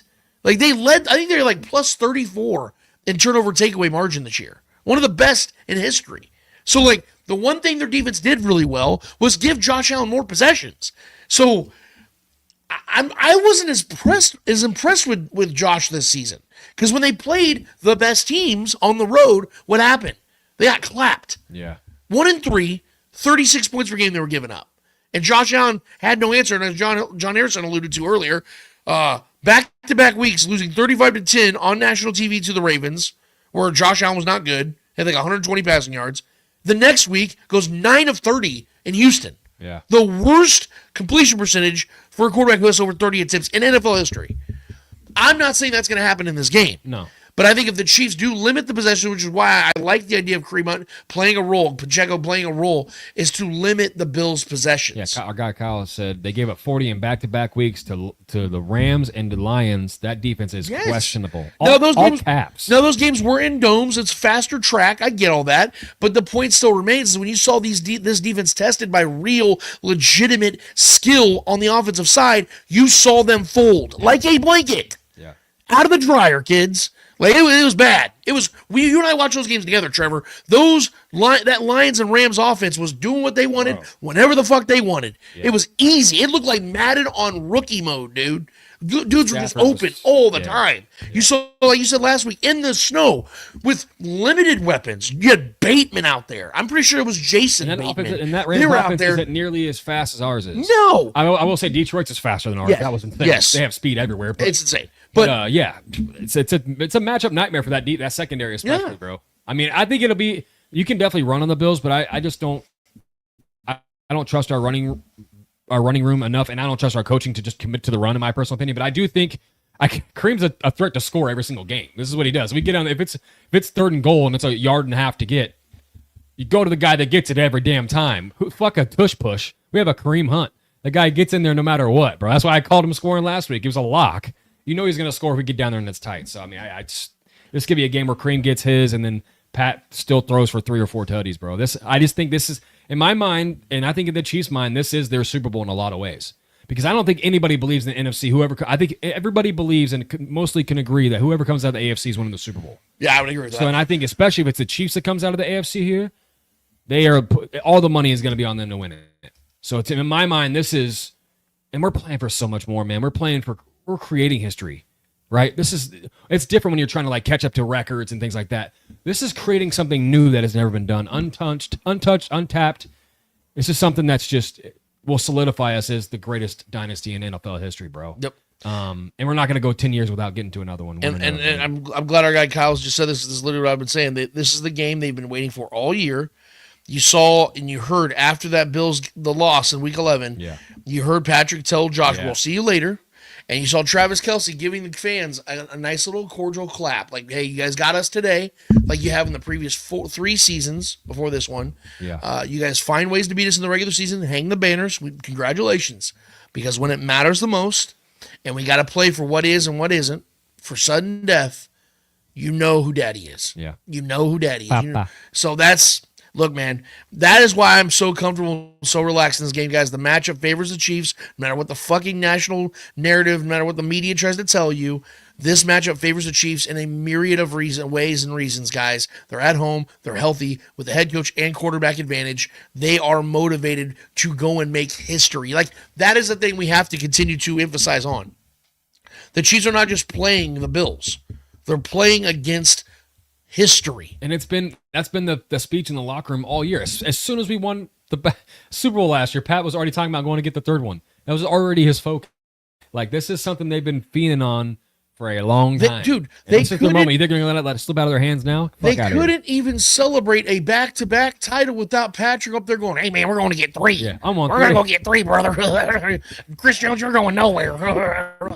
I gotta go do an Adidas commercial. I'll be right back. Man. Like, I gotta go get my wife pregnant. Like, they have been waiting for this since the moment they were lifting. They weren't even lifting the Lombardi Trophy last year, and they've been waiting for this. This team, dude, I'm telling you. Get that shit out. I'm telling you, yeah, bro, I'm telling you. Like the Bill Belichick, where he got the AFC trophy, he's like handed it back. Like, I don't give a fuck about this thing. Like, I've had like 12 of these. Yeah, exactly.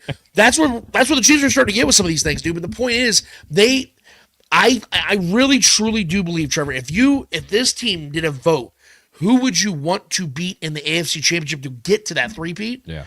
I guarantee you at least 85% would say Bills, because they know what the narrative is. Yeah. All year long, Josh is better. He's the deadliest man in the league. This team's gone Super Bowl bound. They're due. The Chiefs like shutting that shit up. Yeah, and this is another thing, too, that I pay attention to. I pay attention to a lot of body language, and obviously just watching the Chiefs for a long time and watching the Bills for a long time in the games we've played each other.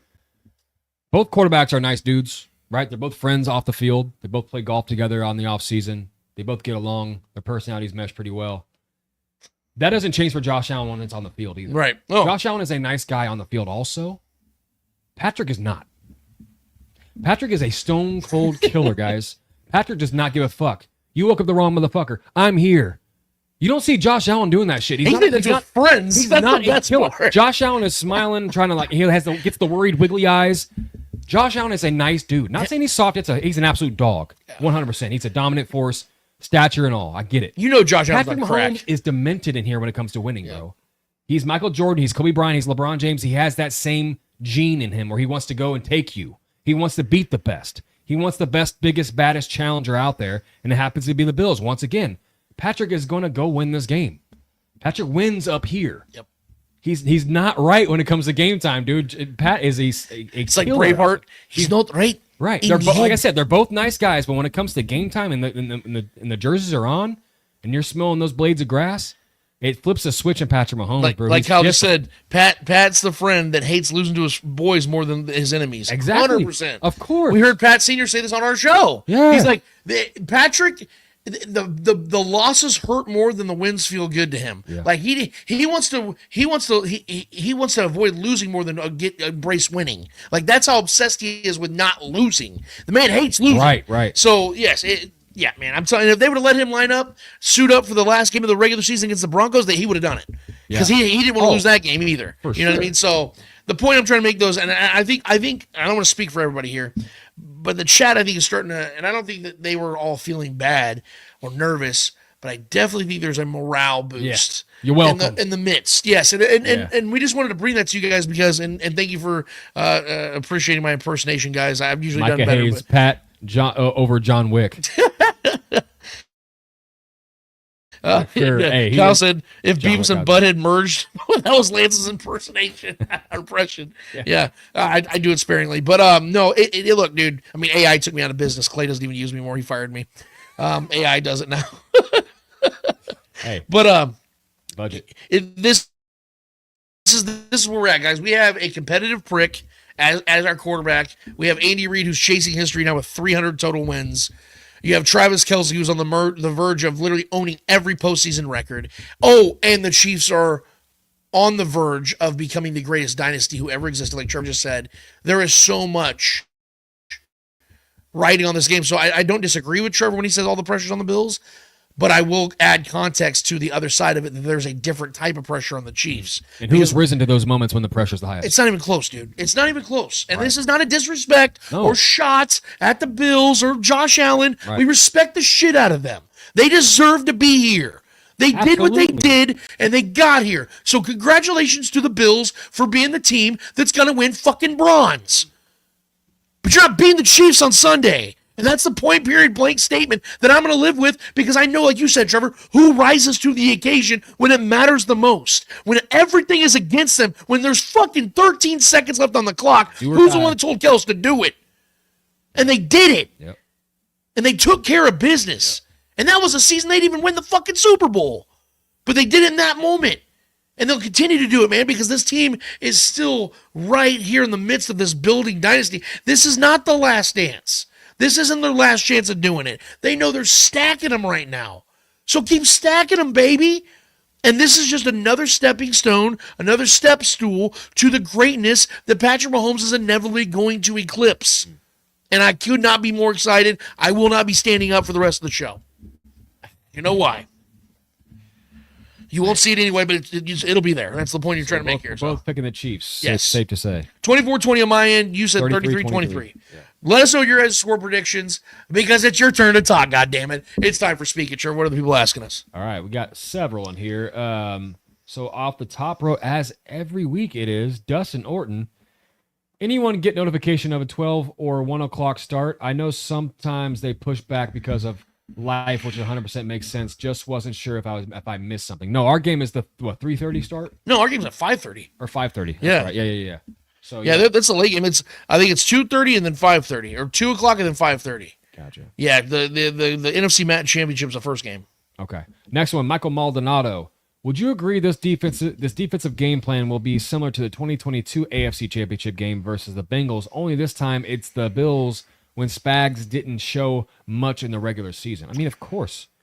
I mean, similar to it, possibly. I mean, obviously with the more of a spy for Josh Allen, but as far as Spags not showing too much, Spags has got exotic blitzes and stuff drawn up too that's ready for Josh Allen. Well, I'm going to say no, and the biggest reason why is that the Bengals and Bills are so different stylistically on offense. Like you said, you don't spy Joe Burrow. You have to spy Josh Allen. He's just such a better runner of the football. And this Bills team doesn't have a Jamar Chase. Sorry to correct the comment before. Dustin Orton said he was talking about our show starting time. I was confused. Sorry, man. Oh, yeah. No. Yeah, I was late. I was at my daughter's volleyball game, so we had to push the show back a little bit. She had 2 aces, and they won both games. And I was trying on a new foundation. My face broke out in hives, so I had to go and clean that up while Trevor was out. So that's where we're at. So we both had problems. But the point is, normally the show starts at 11. But yeah, continue. Don't worry about that, guys. Yeah, but no, I just think that stylistically, these teams are just the Bengals and Bills offenses are so different that I think that Spags just by nature is going to go on a different route. Spags knows how to run, how to defend this Bills offense very, very well, and that's back when they had Stephon Diggs, a deadly borderline Hall of Fame type of talent. They don't have that guy right now. Yeah. I like Keon Coleman. I like Shakir. Dalton Kincaid's fine at this point. He's kind of been underwhelming, to be honest. He only had 448 yards and 2 touchdowns this year. He's been a bum. To be honest, he's been fine, I guess. It's the run game. He was drafted in the first round. If I'm the Chiefs, Trevor, look, if I'm the Chiefs, and I think Spags know this obviously much better than I do. Yeah. The simplest way you do this is you stack the fucking box and you force Josh Allen to throw the ball downfield. Yeah. If Matt Collins and Khalil Shakir beat you, then just tip your cap and let them best of luck in the Super Bowl. Yeah. But they're not going to. What's going to beat the Chiefs is that the Chiefs are getting dashed on the run game, in the run game. That's where the others come in. Mike Pennell, Turk Wharton, guys like that are run stuffers. If those guys are doing their job and they're making the day long and difficult for James Cook and Ray Davis, that puts the ball back in whose hands? Josh Allen, who, let's be real, Joe Brady, their new OC, has been taking the ball out of. That's when their offense got better, is Josh Allen stopped playing hero ball. Yeah. And to your point, Trevor, which could very well happen, Josh might try to play a little hero ball. And when that happens, we know saw what happens. Last week when he was going to try to shovel past that ball back out. He said he didn't when he wasn't going to. He absolutely was. He going wanted to. to. That's in his nature. Yes. That's his nature. Just like sometimes Pat has those certain things where he'll scramble himself into a sack. That's in his nature as well. He kind of holds onto the ball a little too long. Very rarely do we see Pat just chuck the ball away. He doesn't do it a lot. Yeah. Because he's always trying to make a play. Sometimes that can come to his detriment. Just like Josh Allen sometimes tries to make one too many plays, and he's cost his team a lot of times throughout the years. Yep. Our guy Kyle Henning also said, I need Spags to put Jaden Hicks at the spy at least one. Could not agree more. I agree, bro. And I think Jaden he might Hicks is a see hidden that. treasure in this defense. That would be, I would definitely, Dude, I'd support that. I know I say it a lot on the show whenever Jaden Hicks is brought up, but when I saw that the Chiefs got him in the 4th round, I flipped shit. I thought he was already drafted. That's why, yeah. Because I feel good about Reed walking after the season. Like Kingdom Says, we had remember Tom Pike was on the show, one of the co-hosts of the show, and I talked to him about Jaden Hicks, and he was up on the roof on this kid. So Mike Williams from All Chiefed Up, Marcus Dash from Chief Concerns, all love Jaden Hicks. So I put him. I didn't have the Chiefs draft him because I was like, there ain't no way they're getting him. Going to get him, yeah. I mean, the Chiefs are going to draft the safety late in the draft if they ever do, and they got him in the 4th round. Dude, this kid has been nothing but a stud since he's played. Because he's a hard-hitting son of a bitch. I hope that Kyle's right, dude, and that Spags utilizes him in that area. But I think that more than likely it'll be Justin Reed because he likes to lay the lumber, Brian Cook, guys like that. That's why he's been playing well, But man. if they spy with Jaden Hicks, who's got a little bit more speed than both those dudes, sign me up. Yeah. Sign me up right now, dude. Yeah. And I trust him to make those tackles, too, open field tackles on Josh Allen. Yeah, Kyle just said the same thing. How the best safety in that draft fell to the 4th makes 0 sense, but it happened, and the Chiefs got him for that reason, man. Thank you much. Boy. Chiefs fan in Colorado, which Chiefs receiver is going to benefit facing a rookie safety, including Kelsey, of course, and do you think Amenahu will get a strip sack on Allen, which defensive line aside from Jones terrorizes? When did that comment come in? This was at 12:24, so almost an hour ago. Holy shit, dude. So my prediction was after he made that comment. Yeah. And you were talking about Hollywood Brown. Chief Colorado, bro, you and Kyle Henning got like some telekinesis shit going on with us, bro. Like you read my script or something, bro. Because I think if there was one wide receiver to go off in this game, I'm probably going to go with Trevor on that one. I think Hollywood Brown probably has a massive game because there's nobody that can. Maybe Xavier Worthy too a little bit. Well, they're going to try to stifle Xavier Worthy also. Yeah. Because they know what he did to them last time. But and he's also a rookie too, and I just don't trust him thoroughly yet. I trust Hollywood Brown to go make plays. But how satisfying would it be? Oh, dude. If Xavier Worthy it was satisfying last time, even though we lost. Has a performance against the team. I know, man. That literally traded him and McDuffie gets a to the Chiefs. Bruh. Yeah. I would have an absolute crank going on, dude. I'm just letting you know. It's like, I mean, yeah. Bruh. I mean, but to answer your question, yes, I Hollywood Brown is my go-to guy. I think his speed and his ability to run crisp routes and his timing with Mahomes has been on. That big play should happen last week. He just dropped the ball. They have a good connection, man. He's shown to have a good connection with Hollywood Brown. He should have caught that deep ball. That would have changed the momentum of the game, too, if he caught that and held onto that game or that ball in that game. But I think that's going to continue into this game here, and I think he's going to terrorize that secondary, Hollywood Brown. And I think, obviously, Lance's take is Amenahu will get a strip sack or to guy on defense.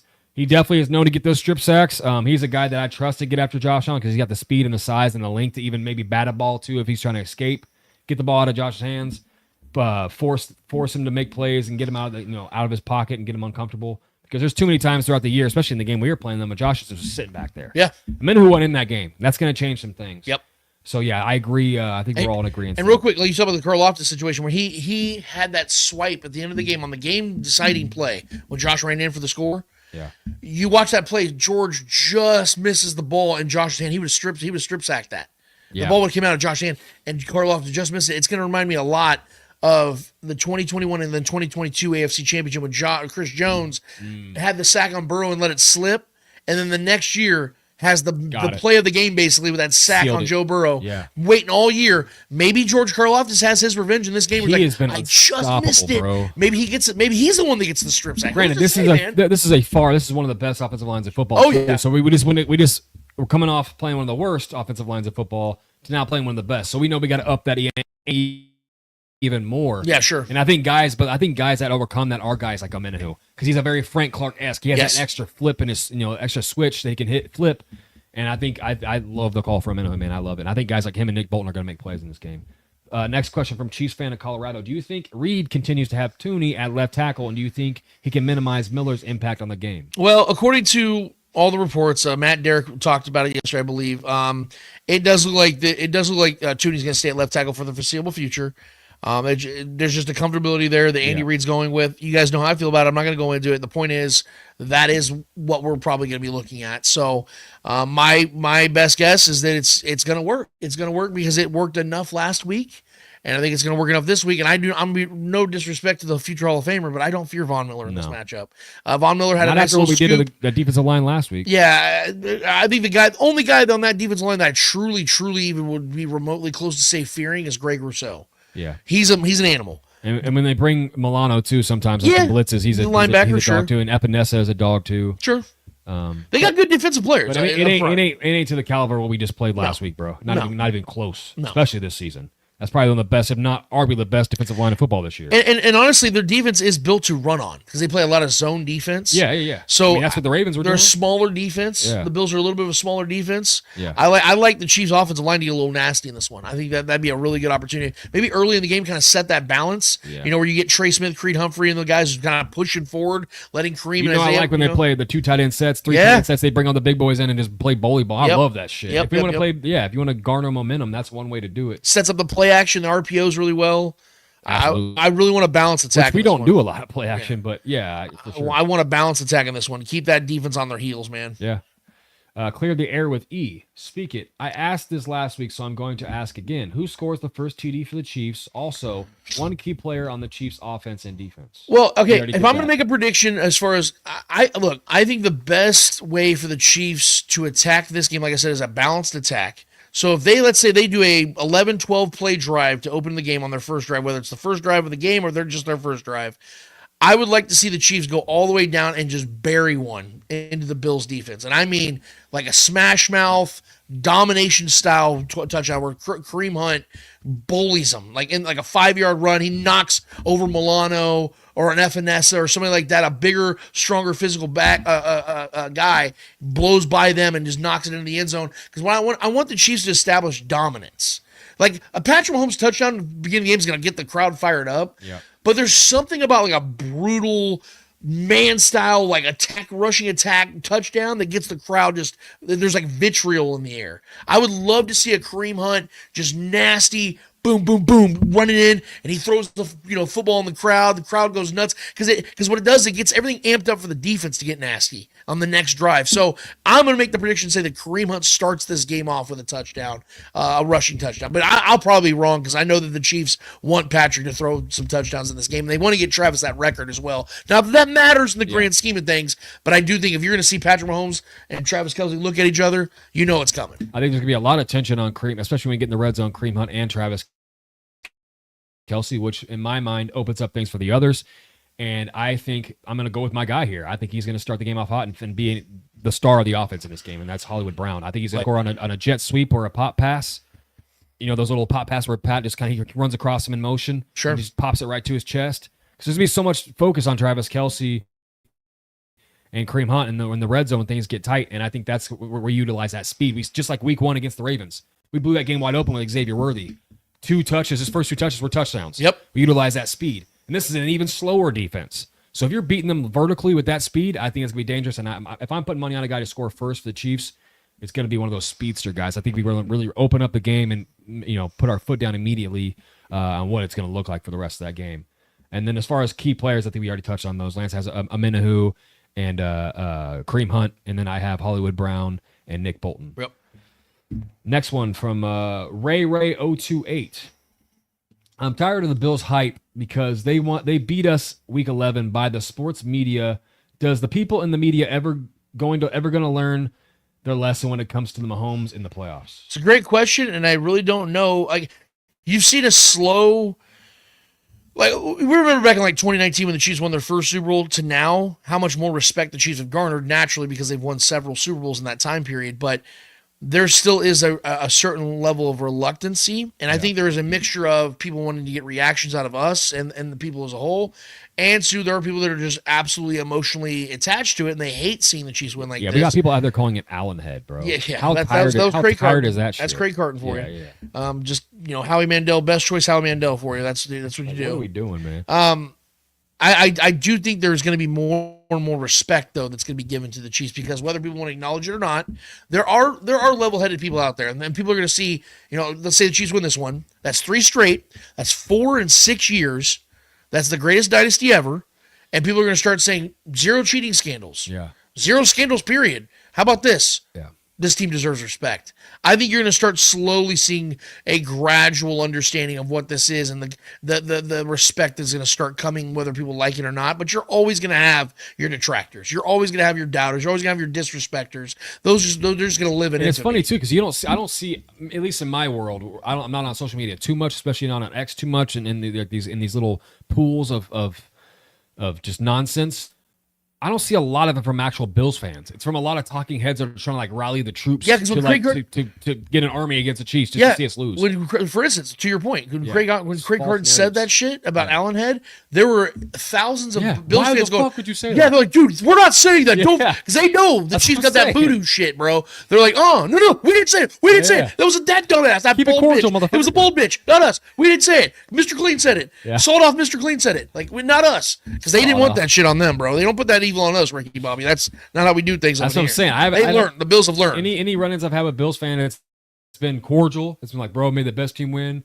We want to beat you guys so bad, but like they're keeping it very humble, bro, because they know. Yeah. They don't want to talk shit. Like, it's been awful quiet every time from Bills fans. It's been awful quiet. And trust me, I get them at me, bro, and it's been mostly just like, we're just sick of you guys winning. Like, I get that. Of course. If it was the other way around, I'd be saying the same shit. Yeah. I'm sick of the fucking Bills winning. Yeah. You know what I mean? So trust me, I get that. It's all respect, though. Yeah. Julia Gulia, the Bills aren't dumb enough to double Kelsey, right? Oh no, they're going to. And here's the thing, that's going to be in man coverage though. Yeah. So, but here's the problem. They don't play a lot. The Bills play a lot of zone. Yep. And it's because, like I said, they're an undersized defense. Nightmare matchup for Kelsey, bro. Yes, and for the run game, like I said, the Chiefs. I really hope Andy. God, please, I really hope Andy runs the ball in this game. I don't want him to. I don't want Andy to get lost in the sauce, dude, where he's just passing and passing and passing and passing. Because the Bills will literally let you run. You just said it earlier, Trevor, about the Ravens. Yeah, they were running all over that Bills defense. Now the Ravens are more of a run offense, so I get that. But there's no reason in the world, Trevor, in this game that the Chiefs don't run the ball 23, 24 times. Yeah, they should run the ball over 20 times in this game, because I think those yards are going to be there for them, and it's going to open up so much for Patrick Mahomes and the pass game. Look at the Steelers game. You notice they ran the ball. What happened? Shit just started opening up all over the field. If you want to make it easier on Patrick, you want the ball to come out of his hands quicker with more confidence and more fluidity, give him an opportunity to have a balanced attack. That's all I ask, man. Yeah. If they run a balanced attack, the Bills are not stopping them. Agreed. I don't think they stop us either way. Yeah. Billy Hodge, the Chiefs have never scored more than 30 points all year. Do you think that's on purpose, or the offense has a problem scoring? It's not necessary. Well, it hasn't been necessary in most of the games this year. We haven't, because our defense has only allowed people to score more than 24 points, twice this year? But there's a bigger scenario in all this, though, that we have to talk about, because you're right. It hasn't been necessary. Necessary? I think it's necessary. I drink my own urine? No, it's sterile. I like the taste. Dodgeball. No, that definitely makes sense, Trevor, but here's the thing. The Chiefs have had so many fucking injuries on offense. Like, let me ask you guys a question. If Rashee Rice was still playing, and Hollywood Brown didn't miss 15 weeks, right? Do you really think the Chiefs were struggling to score 30 points a game? Do we really think that? No. Come on, guys. Like, Pacheco missed, 12, 13 weeks? There's no coincidence to why the Chiefs scored. And I think the Chiefs finished like 6th or 7th in scoring, which is hilarious. Right. So, like, even with the druthers they had. Consistently scoring 17 to 23 points a game. Yes. Yeah. And that's the thing, is that I do think that is a fair question to ask, but there's such easy context to it. They had so many injuries to skill position players this year that it didn't really matter what was happening. They couldn't overcome that in that regard. They overcame it in wins and losses. That's when people were talking about score differential. I'm like, are you guys even paying attention? It'd be one thing if they had Rashee Rice and Hollywood Brown and Diop all year and Kareem Hunt all year and Isaiah Pacheco never got hurt, and they were squeaking out 20 to 17 victories every week. That would be a fair conversation to have. Yeah. It's not a fair conversation to have when literally all of them either didn't play 10 to 15 plus weeks or didn't start the season on the roster. That's the point we have to. No one wanted to talk about that. He's going, what's wrong with the Chiefs? Why aren't they scoring points like they used to? I don't get it. Well, maybe it's because half their fucking offense is out. How about that? And now look at it. Hollywood Brown's back. Diop's playing. Travis Kelce's back on things. The offensive line's secured up, and they scored over 29 points against the Steelers, and they scored 24 points against the Texans, and it didn't look that difficult. I wonder why, Trev. It's almost like they're more complete now. Strange. I'm sure that works. Micah Hayes, do you guys like Baron Browning as a cheap free agent pass rusher signing next year? Reports are that he may be looking for a 1 to 2 year prove it deal. Not there yet, bro. My mind is not there yet. Yeah, I appreciate the question, Micah. I'm gonna have to put a pin in that one, bro, because first of all, I need to know his medical, because you never know, like, guys have injuries and they're not aware of them yet. I'd like to see his medical. I do think, based on his stature, he probably fits the defense.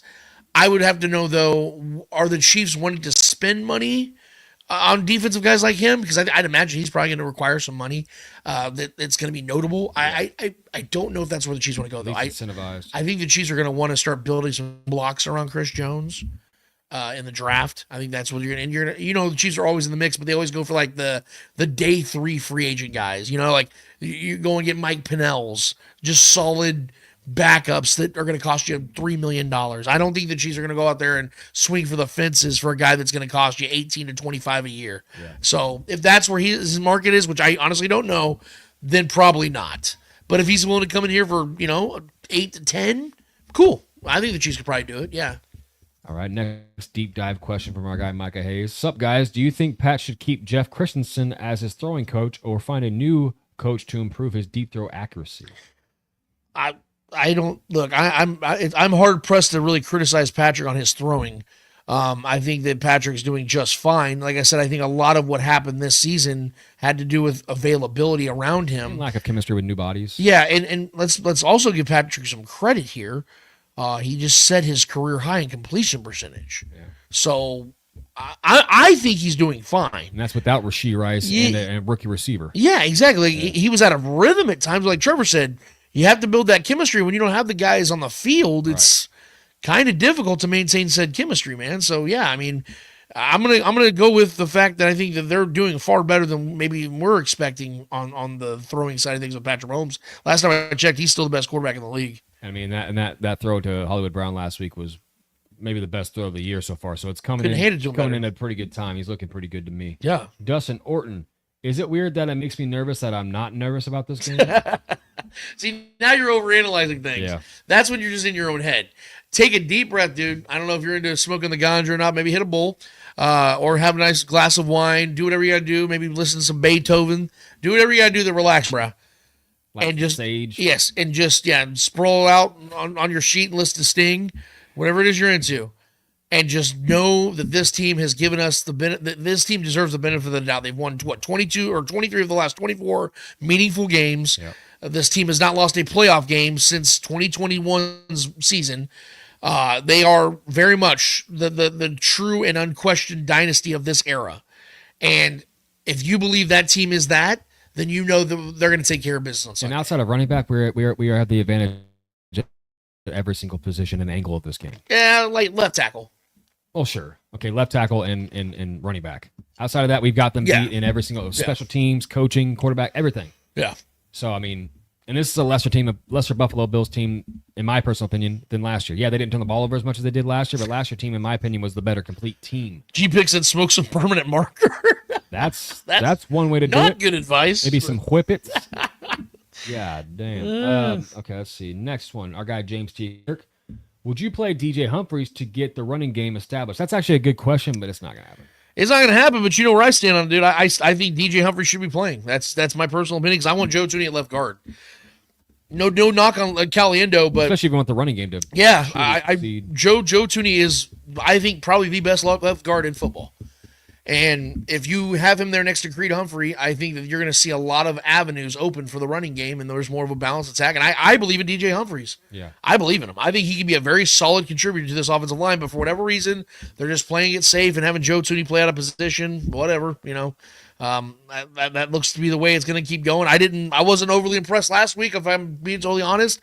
I didn't think the offensive line looked great. It's one of the toughest matchups you can have, though. Sure. Yeah, but I just didn't really, I didn't like what I saw. Pat's jersey was pretty clean, though, for the most part. I mean, he only took a couple hits, but 2 that were penalized. People are bitching about. King Mo, next one. What's up, fellas? Y'all think Pat going to take advantage of the rookie free safety? Absolutely. There's no question. He'd be an idiot not to. When you have Taylor Rapp out of this game, Taylor Rapp is an awesome safety. When you don't have him to worry about, that alleviates a lot of pressure and stress on a quarterback's mind. And because we both know, Trevor, whenever you're, a quarterback's hiking or even pre-snap, who are they looking at? They're looking at the safeties. Where are the safeties at? Where are they lined up? Are they looking aggressive? Where are their eyes at? Because the safeties are watching everything the quarterback's doing. And when Taylor Rapp's off the field and you have an inexperienced Cole Bishop out there in his place, there are a lot of opportunities for Patrick Mahomes and Travis Kelce to do the unsaid things, if you know what I mean, where they know where to be, they know where to throw. Communication. Yes. Yeah. Take advantage of that. So, yes, I definitely think they're going to take full Kobe advantage of that. shit. Yes. Yeah, for sure. Our guy Carlos Ferro in the chat. What's up, man? Yo. He just popped in. Red Tribe Cinema in the chat. What up, Clay? Yo, Clay. Is Christian Benford playing in this game or not? He's on the plane to KC and still hasn't been cleared. He's in concussion protocol at the moment. Yeah, so everything I have read this morning, I've been looking at this nonstop, even during the show, full disclosure. They're saying he has not cleared. Yeah. Which is kind of a concern, though, Trevor. The day before, even if he clears like right before game time, like that's still not good. That's still not One good. good hit, man. He could be. I'm gonna lean. I know this is gonna sound like, well, of course, like I'm gonna lean on the side he doesn't play. Yeah, I mean, he's traveling. It's usually by Friday. Yeah. If you haven't cleared concussion protocol, you usually don't play. I'm not a neurologist here, but just for everything I've seen throughout time, if you haven't cleared by Friday, you usually don't play on Sunday. So I'll be honest with you. I want him to play. I want Taylor Rapp to play. I wish their defense was 100% healthy. I don't want guys missing this game. I don't want excuses. So if it was my way, I want Christian Benford to play. Though, if there are excuses that Taylor Rapp didn't play and Benford didn't play, that's a terrible excuse because Josh Allen is due. Bumpa BB is dehydrated or is he struggling because of his MCL tear? That's this door number 2. Yeah, we clearly see a capable wide receiver in D-Hop whenever he has those emergencies. I think that, yes, it has a lot to do with that. And he entered the dojo. He entered the very wordy offense. The Andy Reid's offense is very difficult to learn. And I think that he's just, I also think the Chiefs have been kind of keeping him back. That's why I'm expecting D-Hop to have a pretty good game this week. And I think if and when the Chiefs are in the Super Bowl, you're going to see D-Hop play a legitimate role in the offense. Right. Because he's still got it. It's like Mike Tyson hangover, dude. He's still got it. I think he's going to come in. If he does come into play in this game, which he will have a moment, I'm sure. I don't think he's going to be like a dominant force in this game by any means, my personal opinion. But I think third down conversion, you need a guy that can get to the sticks and create separation and go up and get that ball. I trust no one other than Kelce to go up and get that ball more than D-Hop. Red zone situation in football as well. If you need a guy that's going to go get to that corner at the back of the end zone and you could pack it, throw a ball a little high where only he can get it, I trust no one more than him or Kelce to go up and get those balls. So I think those are the kind of packages I could see D-Hop still thriving in this game and putting his fingerprints on this game. Kyle Hennig talked about how on the Kingdom Says podcast, they talked about it last night. I don't want, in regards to DJ Humphries and what I just previously alluded to, he goes, I don't like them leaving DJ on the bench, but I feel like it's at least partially Pat's call, and that's where you and I agreed as well, Trevor. It definitely sounded like Pat. That's comfortability for sure. I support it, man. Kyle also followed up with saying if they're going to run Joe at left tackle, they have to use Kareem running back 1 because Pop doesn't run well without. Yes, 100% agree with this. Pop needs those holes. Yes. Yeah. He also, in regards to Benford, Kyle said he missed Friday for personal reasons, which is just odd. Yeah. That is very weird. It is bad vibes for the kid right now. But if he hasn't cleared, what I'm saying is if he cleared protocol, we'd heard about it by now. Yeah. And he hasn't still. He is flying with the team. Yeah, which is a good sign. Yes. Yeah. That is it for the people, though, man. That's all we got. God damn, that's some good questions, guys. You guys are part of this balanced breakfast. I swear, you guys always make the show what it is, dude. And I always love when we have fellow content creators in here as well, man. Our guy Kyle Hennig was definitely in the show, and we appreciate all his contribution. Appreciate John Harrison, Ruben DeCruz, Lonnie Pyramid, Chief Fan in Colorado, Mac 10, Billy Hodge, Julia Gulia, Dustin Orton. List goes on and on. Micah Hayes was in here. I mean, G-Pick. You guys are awesome, dude. Ray was in here as well. I mean, my God, there's probably 50 of you guys. Christian Stafford, welcome to the show, bro. Yeah. I mean, I'm just going down the list here, man. You guys are all just chilling. Our guy James T. Kirk was with us for a while. He had a bounce. Hope you have a great weekend, brother. Yeah, man. My God, the list just goes on to people. But you guys are all kicking ass, man. We appreciate it. King Mo was here. Our guy Clay obviously was in here in the chat getting some questions in. So thank you guys all, man. We really do sincerely apologize, but you know that I appreciate you very much so. So keep going, getting those questions, guys. I tell you the top and I tell you the bottom of every single show.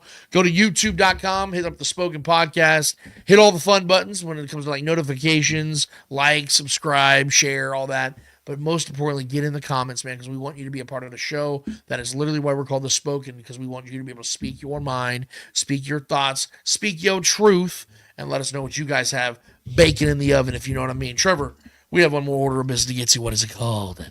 Hold this L. Each and every episode, we finish off every single episode with a series of L's in the world of sports. Whether those L's are friendly or not so friendly L's in the world of sports, we promise you, who's ever holding L's in the world of sports deserve those L's in the world of motherfucking sports. Trevor Twiddle, who's holding L for you this week? So all of us, anybody who talks sports, whether professionally or just recreationally at work or around your boys or whatever, your people, you tend to pick up pretty quickly who like has accredited or has a respectable take, and you can actually take what those people say respectfully. Yeah. And there's also those people that have takes, and you're just like, okay, I'm not going to listen to anything this guy says from now on. Everything he says is just terrible take, and it's all emotional and blah, blah, blah, or he has zero knowledge of the topic, and he's just trying to use filler words and things to make a take sound somewhat digestible.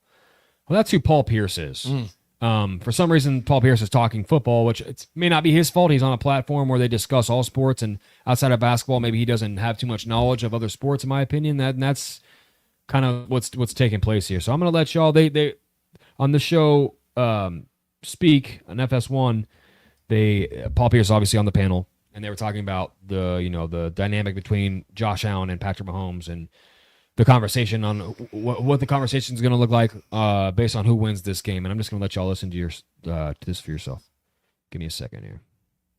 We said yesterday that if Mahomes wins, he's in the conversation. If you don't start the conversation, if he wins a Super Bowl. If Mahomes loses this, there's probably will never be any more conversation about him reaching GOAT status on the two. If he loses tomorrow, he lost the playoffs too. No. If he loses tomorrow, because the only thing that can get him in the conversation is Brady. Brady lost the playoffs too. No, but this is what I'm saying. He has to be in the conversation. The three. So if he loses, then he won't be in the conversation ever. You must have something in that cup. Unless you're gonna go on to win 7 rings. Damn. For the simple fact that getting close. But he has to win 7 rings to be back in the conversation. Yes, he do. Yes, he do. Because he lost the, he can win. He lost the Super Bowl. He can win 5. He lost the Brady in the Super Bowl. He lost the 40-plus-year-old Brady. No, I'm not gonna do that.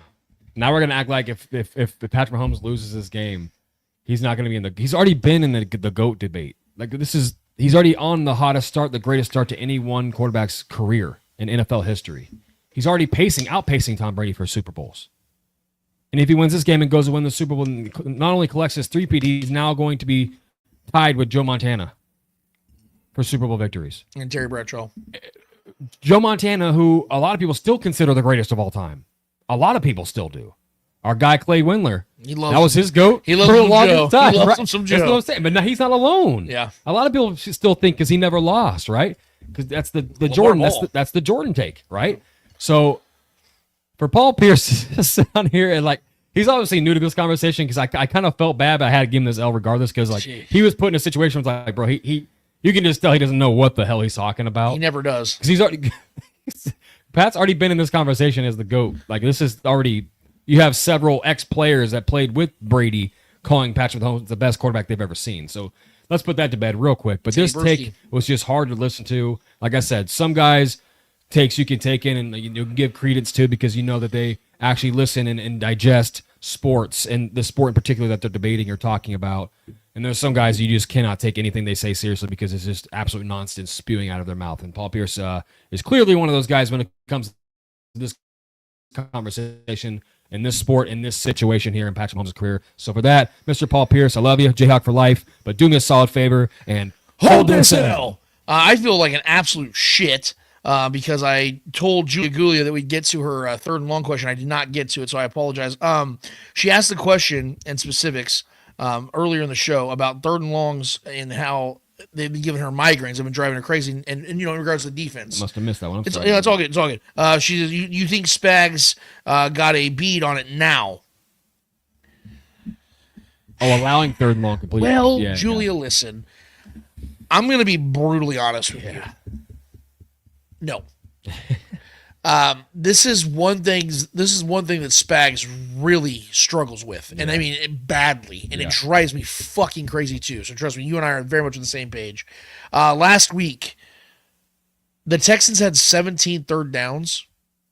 They converted 10 of them. Yeah, that is unacceptable. A couple of them were to a guy with the last name Hutchinson, who, come on, dude, it's unacceptable. Yeah. Like, that is not something the Chiefs can allow this week. You cannot let Josh Allen convert on 10 of 17 third down conversions. Yeah. When the Chiefs' defense in 2023 was as elite as it was, it's because they were also giving up some of the lowest amount of third down conversions. We got to create 3rd and longs, too, for the Bills, too, because 3rd and shorts is damn near automatic for them. The thing about the Chiefs' defense is even like when it's like 3rd and 14, they're still giving that shit up. Yeah. So I'm with Julie on this. I guess that in all fairness, that is one thing I would be a little concerned about, because Josh Allen's also very good at running and extending drives with his legs. So, Julia, I am worried about that. That is something Spags is gonna have to prove to me that he has fixed this week. But right now, I ain't gonna bullshit you, because that's not what we do here. I legitimately concerned about that. That's probably the one thing I'm probably legitimately concerned about on the defensive side. Let's hope that's not something that causes the Chiefs real grief in this one. Yeah, so, like Nick Wright said, the only thing he's worried about in this game is allowing Josh Allen to continue plays and extend plays with his legs and get first downs with his legs. Right. So that's a backbreaker, man. Yeah, I apologize for that. Clay said, "I'll fight anyone who says Joe isn't the pre-Brady goat at the George Brett statue." That's what I'm saying. Hey, Clay's not alone though, bro. He's not alone there. Clay whoops his ass over this conversation. I'm telling you, bro. Hey, I've had this conversation with Clay this man. with a weapon now. Okay. Hey, yes, that's true. We have seen you Clay. You better start running in zigzag, motherfucker. I saw John Wick was mentioned a few times in the conversation today. Clay Wick, motherfucker. That dude. He'll buckshot your ass, He'll bro. buckshot your ass with no remorse. Yeah. Got good spread. Yeah. So just don't fuck with Clay Windler on this conversation. Just take our word on it, guys. He about shot me in the ass over it. So anyway, look, I'm about to go in some really uncomfortable water here. I have to do it. I do my and I think you guys will defend me on this. Trevor, I know you will. I do my damnedest to stay out of the personal affairs of these celebrities, right? We don't do that here. We're not TMZ, which is ironic because I'm about to show you an article of theirs, but we don't really go into the People magazine stuff. We don't do 17. We don't do that shit. We talk about what's on the field. But God damn it, Trevor, I have to do it today, dude. I have to do it. Travis Kelce's ex, Kayla Nicole, decided to continue to open her mouth for more 15 minutes of fame, talking about how she's bored of Chiefs' dominance and that she's rooting for the Bills. But see, I kind of tricked you right now, guys, because I only brought that up because I don't want to talk about it. I wanted to give her a little response, and it's the video, Trevor, if you could just play that real quick for the people at the bottom.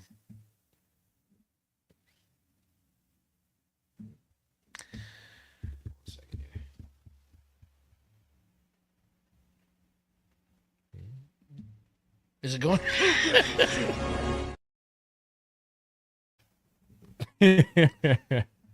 Who gives a shit? The only reason anybody would knew who you were is because you dated Travis Kelce. We don't give a fuck. She's bored though, Lance. We don't give a fuck. You're on that stupid ass show with people jumping onto helicopters and latching on with real celebrities, and you're on there still crying about Travis. Yeah. Lady. It's her meal ticket, man. The fuck on. It's her meal ticket, bro. You're still talking about this dude? God damn, it must have been good. Like, let's just leave it there where it lays. Move on. You are a beautiful woman. Go find someone else. Go find someone else to drag down and pay for all your bills. That's all I'll say. So in the meantime, Kayla Nicole, TMZ, do me a solid and hold it down. Play the video one more time. Yeah, put me on the spot, Do dude. it one more time. I just want to hear it one more time. And when it comes to Kayla's opinions, you know, Who gives a shit? Who gives a shit? Who gives a shit? I know who gives a shit about the show. Y'all, because y'all are here hanging out with us today, and we very much appreciated it. I hope we didn't get too uncomfortable at the end. Who gave us a shit, though, if we did? It was a fun time either way. Dumb is dumb. So. Dumb is dumb. And we appreciate the chat saying the same thing. It looks like everybody agreed with us. Hell yeah, let's do this thing, Trevor. Man, this Fucker. I stay away from it, bro. I don't care what she says or does, but then I see this again, I'm like, God, Hey, it's hell. Stupid is, stupid does, It's baby. hell worthy, baby. It's the weekend to do it. You know what I mean? Don't matter who you are. I hope you guys are ready, man. This is going to be a fun fucking week of football, guys. I am so stoked, so jazzed for both these games. I love that it's the NFC game first to kind of get us warmed up, the appetizer before the big meal. Yeah. Man, you guys made this. Oh, there you go, G-Pick. K-L, Yep. with that big L. Way to go, baby. That's well done. You guys made this show so much fun today, and I know we started a little late today, but I apologize about that. It's all Trevor's fault, not mine at all. Too busy winning volleyball games. Yeah, too busy. Yeah. I apologize for nothing. Our future success, the one success in our family is going to do some great things, and that's Scarlett Twidwell. So we appreciate her, and thanks for representing us in a positive light while we come out here and drag her name into this horrible show. But either way, we've had so much fun today. You guys have been awesome. Thank you so much for being here, guys, with us today, and I hope you guys are ready for, like I said, for this great matchup that we're about to see. The three-peat is still very much on the horizon, and I hope you guys are ready for it. So with that, the great Trevor Twidwell across from me, the great Clay Windler, who's been in this thing and will shoot your ass if you talk that shit on Joe, Cool Joe, and the entire Starcade Media family. I'm Lance Twidwell. Episode 301 of the Spoken Podcast is done, finished, and finito. And so we're back here in 1 week's time to talk to you about the Chiefs getting one game closer to a three-peat. We out of this bitch. Later.